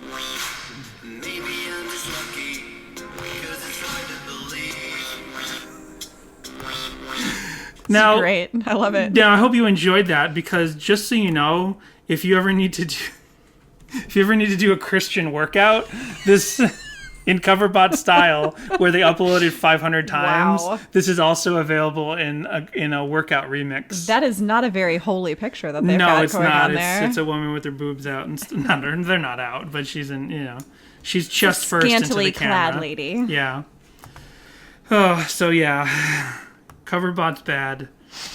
Real musicians good. Then we have lots of bizarre stuff, and I don't know how much we can get into because we've gone so long. This is such a long episode. Yeah. But here is a.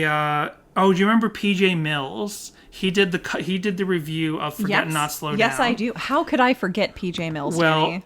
PJ Mills didn't forget, and he came back to record many years later. Remember picture PJ Mills in your mind? Yes. That young lad in his dark bedroom. Yes, he did Forget Not Slow Down, and then he came back years later and did the album before Forget Not Slow Down? Yes. Okay. But this is what he looks like many years later. Oh, wow. He's a man. He is a man now. He's a man. He is all grown up. He was a boy who grew into a man. And he definitely leaned heavily into that YouTube style that you hate of the jokey joke cut, jokey joke cut, joke cut. You know what I mean? Does he make sure to splice in clips from other things? No, not that style. Oh, okay. Hey, I moved into a new apartment.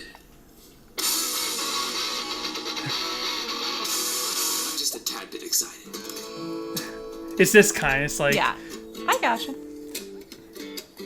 I'm feeling a That's little the style, I sentimental on get this it. episode. So today we're going to go old school. And by old school, I mean high school. And by high school, I mean Relient K. And by Relient K, I mean their 5th studio...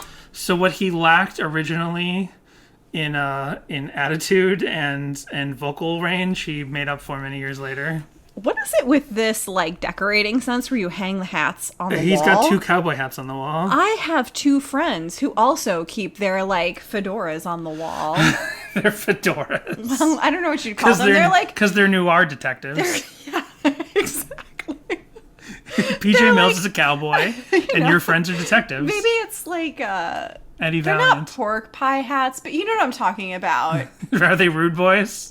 They're not rude boys. I'm a professional rude boy. I need my pork pie hat nearby at all times. You know, they're like kind of hipstery hats. And they keep them on the wall. Yeah. Well, PJ also points out at various times, I watched most of this, but he points out at one point how much he dislikes his original Forget Not Slow Down review. I'm like, oh no, that one was much more palatable than this one. It's just because he's so... Oh no. Because he's just... No. His opinions on this are much better, and his opinions in Forget Not Slow Down were not great. But it's just like, I don't know, I like things a little bit more low-key, like not like whackety schmackety. Yeah. Now, does he put all the tracks together to say this is what sounds like this is whatever with the little graph like he did Or how he's before? upset about the intros and outros? Yeah. I don't think he does that. But he's moving to a new apartment and he's excited about it. I guess he can afford to pay for those short songs now. Yes. He doesn't have to worry about wasting his money on those intros and outros. I'm trying to find him talk about this song. I guess he doesn't. Oh, wow. So many hats on the wall. Yeah. So, welcome back, PJ. I don't have as much to talk about with this video. I just wanted to say that I found him again. There's a girl lip syncing to the Chipmunk version. There's there's a couple of music videos of teens, like, who are either couples in real life at the time or just a guy and a girl who were like, let's make a video where I pretend I'm in love with you. They do those kind of videos, you know what I mean? Yeah. And somebody's got a crush and they're totally friend zoned. Yep, Yeah. I get the picture. There's a number of really good animated videos. This one is... That's some nonsense I would have pulled. It'd be like, oh, hello, boy that I have a crush on. Let's make this video just for fun. Just for kicks. You want to make a video with me? That's how you got me. 10 years and counting, baby. Well, technically, like, I don't know, like 13 or 14 years and counting. How old were we when we met? I don't remember anymore. I don't remember. College. First year college. Well, I went to college very, very young. I had kind of a Doogie Howser situation where I was an incredibly smart guy. They were like, we'll send you to film school early. Can you imagine a Doogie Howser style show, but he's a director? That's an awful idea for a TV show. So here's this pretty good animated video. I'm just gonna keep the audio down, but it looks good. They're better than the usual stick figure animated things we see, right? Maybe I should turn it up. Those look nice. Yeah, that's cute. That's great. Yeah, that took a lot of work. Yeah, this definitely took animation a lot of work. is really tough and takes a long time. This is by Nate Ziller in 2012, and it's just like really good. It's kind of like it could be Flash animation, but it just looks a lot better than that. And there's like not a lot of detail in the character design, but there's incredible motion and realistic motion for these non-realistic characters. Yeah. It looks really good. There's a bunch of other like drawings and stuff. There's so much stuff, and it's our 10-year anniversary. Do we have to keep going? Somebody please count how many times Danny has mentioned that it's our 10-year anniversary, because like I feel like we're at least at 20 by now. So here's a guy who made a video dedicated to his girlfriend, and it opens with it's very nice, but I found this funny. It opens with this. Babe, what you're about to watch was made for you. I hope you know that I love you and you're my best friend. I hope you enjoy this a lot and get a good laugh. See you at the top. He wants us to laugh. And it's just he made a music video. But I just like the... Why did it start with him driving, like drinking Red Bull? Like just a shot of the back of his head in the car from the back seat while he's driving, drinking a Red Bull. And now it's him walking towards the camera.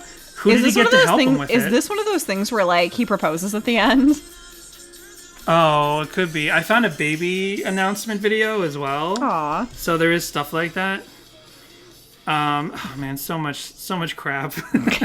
Sorry, I don't mean this one in the baby announcement. I just mean so much other crazy stuff. What if they're listening, Danny? All of these people are listening. The person who made a Stick Person lyric video, the person who made a Sims music video. Nice. Out of focus girl dancing in 2007. Some girls dancing in 2007 with really bad camera. Pretty well shot music video with no color timing. Like every shot is blue, then red, then yellow, then blue. You know what I mean? Mm-hmm. But the main theme, and we can finally get out of here.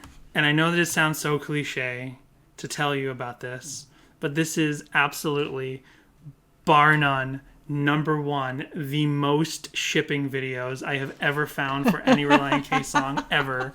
I can't wait to do the best thing, because I feel like that actually might be more.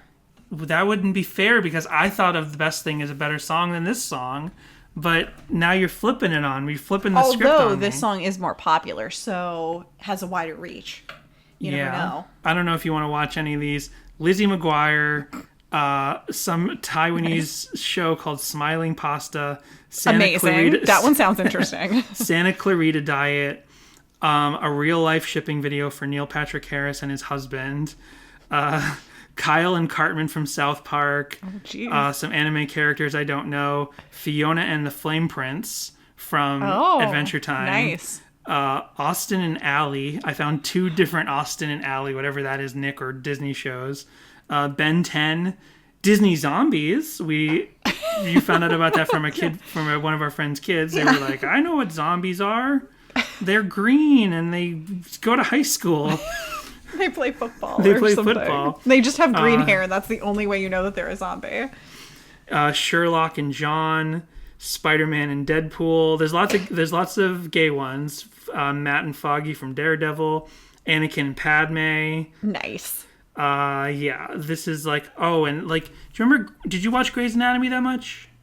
I watched like the first 2 seasons, I think. Well, there are 2 different Grey's Maybe Anatomy 3 ones, so it's like.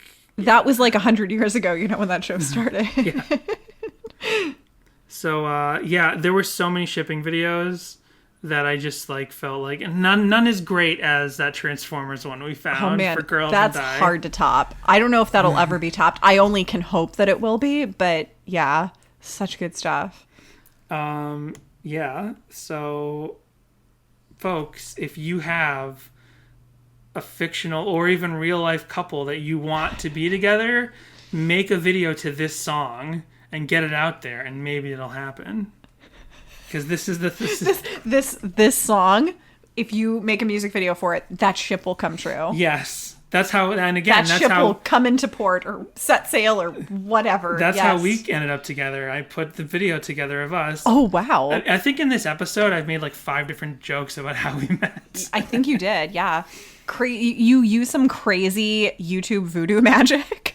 Yeah. Oh, yeah. There's one...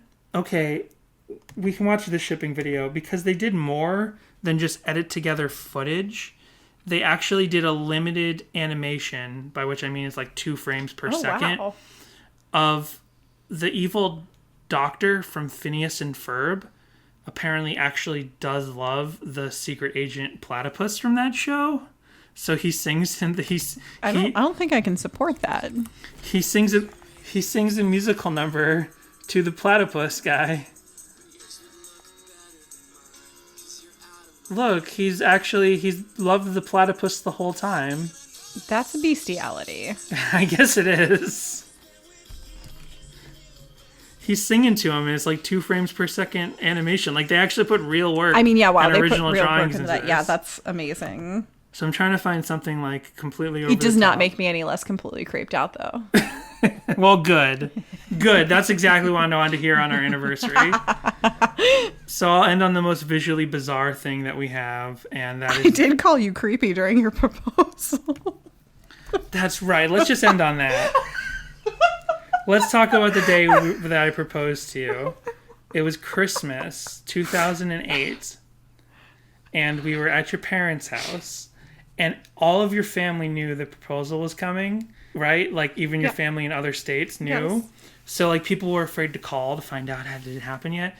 Or they did call and just to wish you a Merry Christmas, and they were like, and they were fishing, and I had no idea because I'm completely oblivious. Because I wanted to. It was snowy. We lived in New Jersey at the time. Your parents lived in New Jersey at the time. It snowed. It was a white Christmas, and I'm like, I want to get dressed. They lived on the top of a hill. Yeah, and I was like, I want to get dressed and go out for a winter walk. And you were like, let's just stay inside. And I was wanted to go sledding. I wanted to go sledding, right? So because they had a hill and stuff. And I just wanted to have like a fun, quirky little, like, romantic kind of silly thing, and then propose to her at the end. So she's like, fine, I'll, after we open presents with her parents, she's like, fine, I'll put my clothes on, we'll go sledding. We go out, we go sledding. We walk through the area around their house a little bit.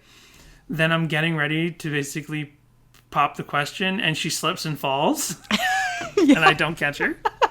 And I pick her up, and I'm like, gotta recover from this. And I'm like, well, Jess, I may not always be there to catch you when you fall, but I'll always be there to pick you up. And I'm like, oh, that's pretty good. And she's like, that's the dumbest thing I've ever heard. I did not say that. I did not say she that. Thought it. And then I said something to the effect of like, one of the things I thought it was love sweet. about you is your childlike sense of wonder and stuff. And she's like, that's weird. Why are you saying I was like, oh, that's kind of creepy. like, no, it's creepy. And then she said, she was about to say the words, she told me later, you should save this for the proposal. Because he had this very long speech. And Danny is just like such a wonderful person. He's one of those people who like, he was constantly singing my praises. He's Right. very heavy with the compliments and very a special sweet. speech doesn't mean much. Which because you already get too many of them all the That sounds so time. terrible, but it is true. Back then, Danny was very verbal in his affection, and he's always just like Not telling like me how much now, he where loves I'm like, where's me. my and dinner? he was always very much like telling me how much he loves me and how beautiful he thinks I am, and this and that. Like, he was a very sweet, wonderful person.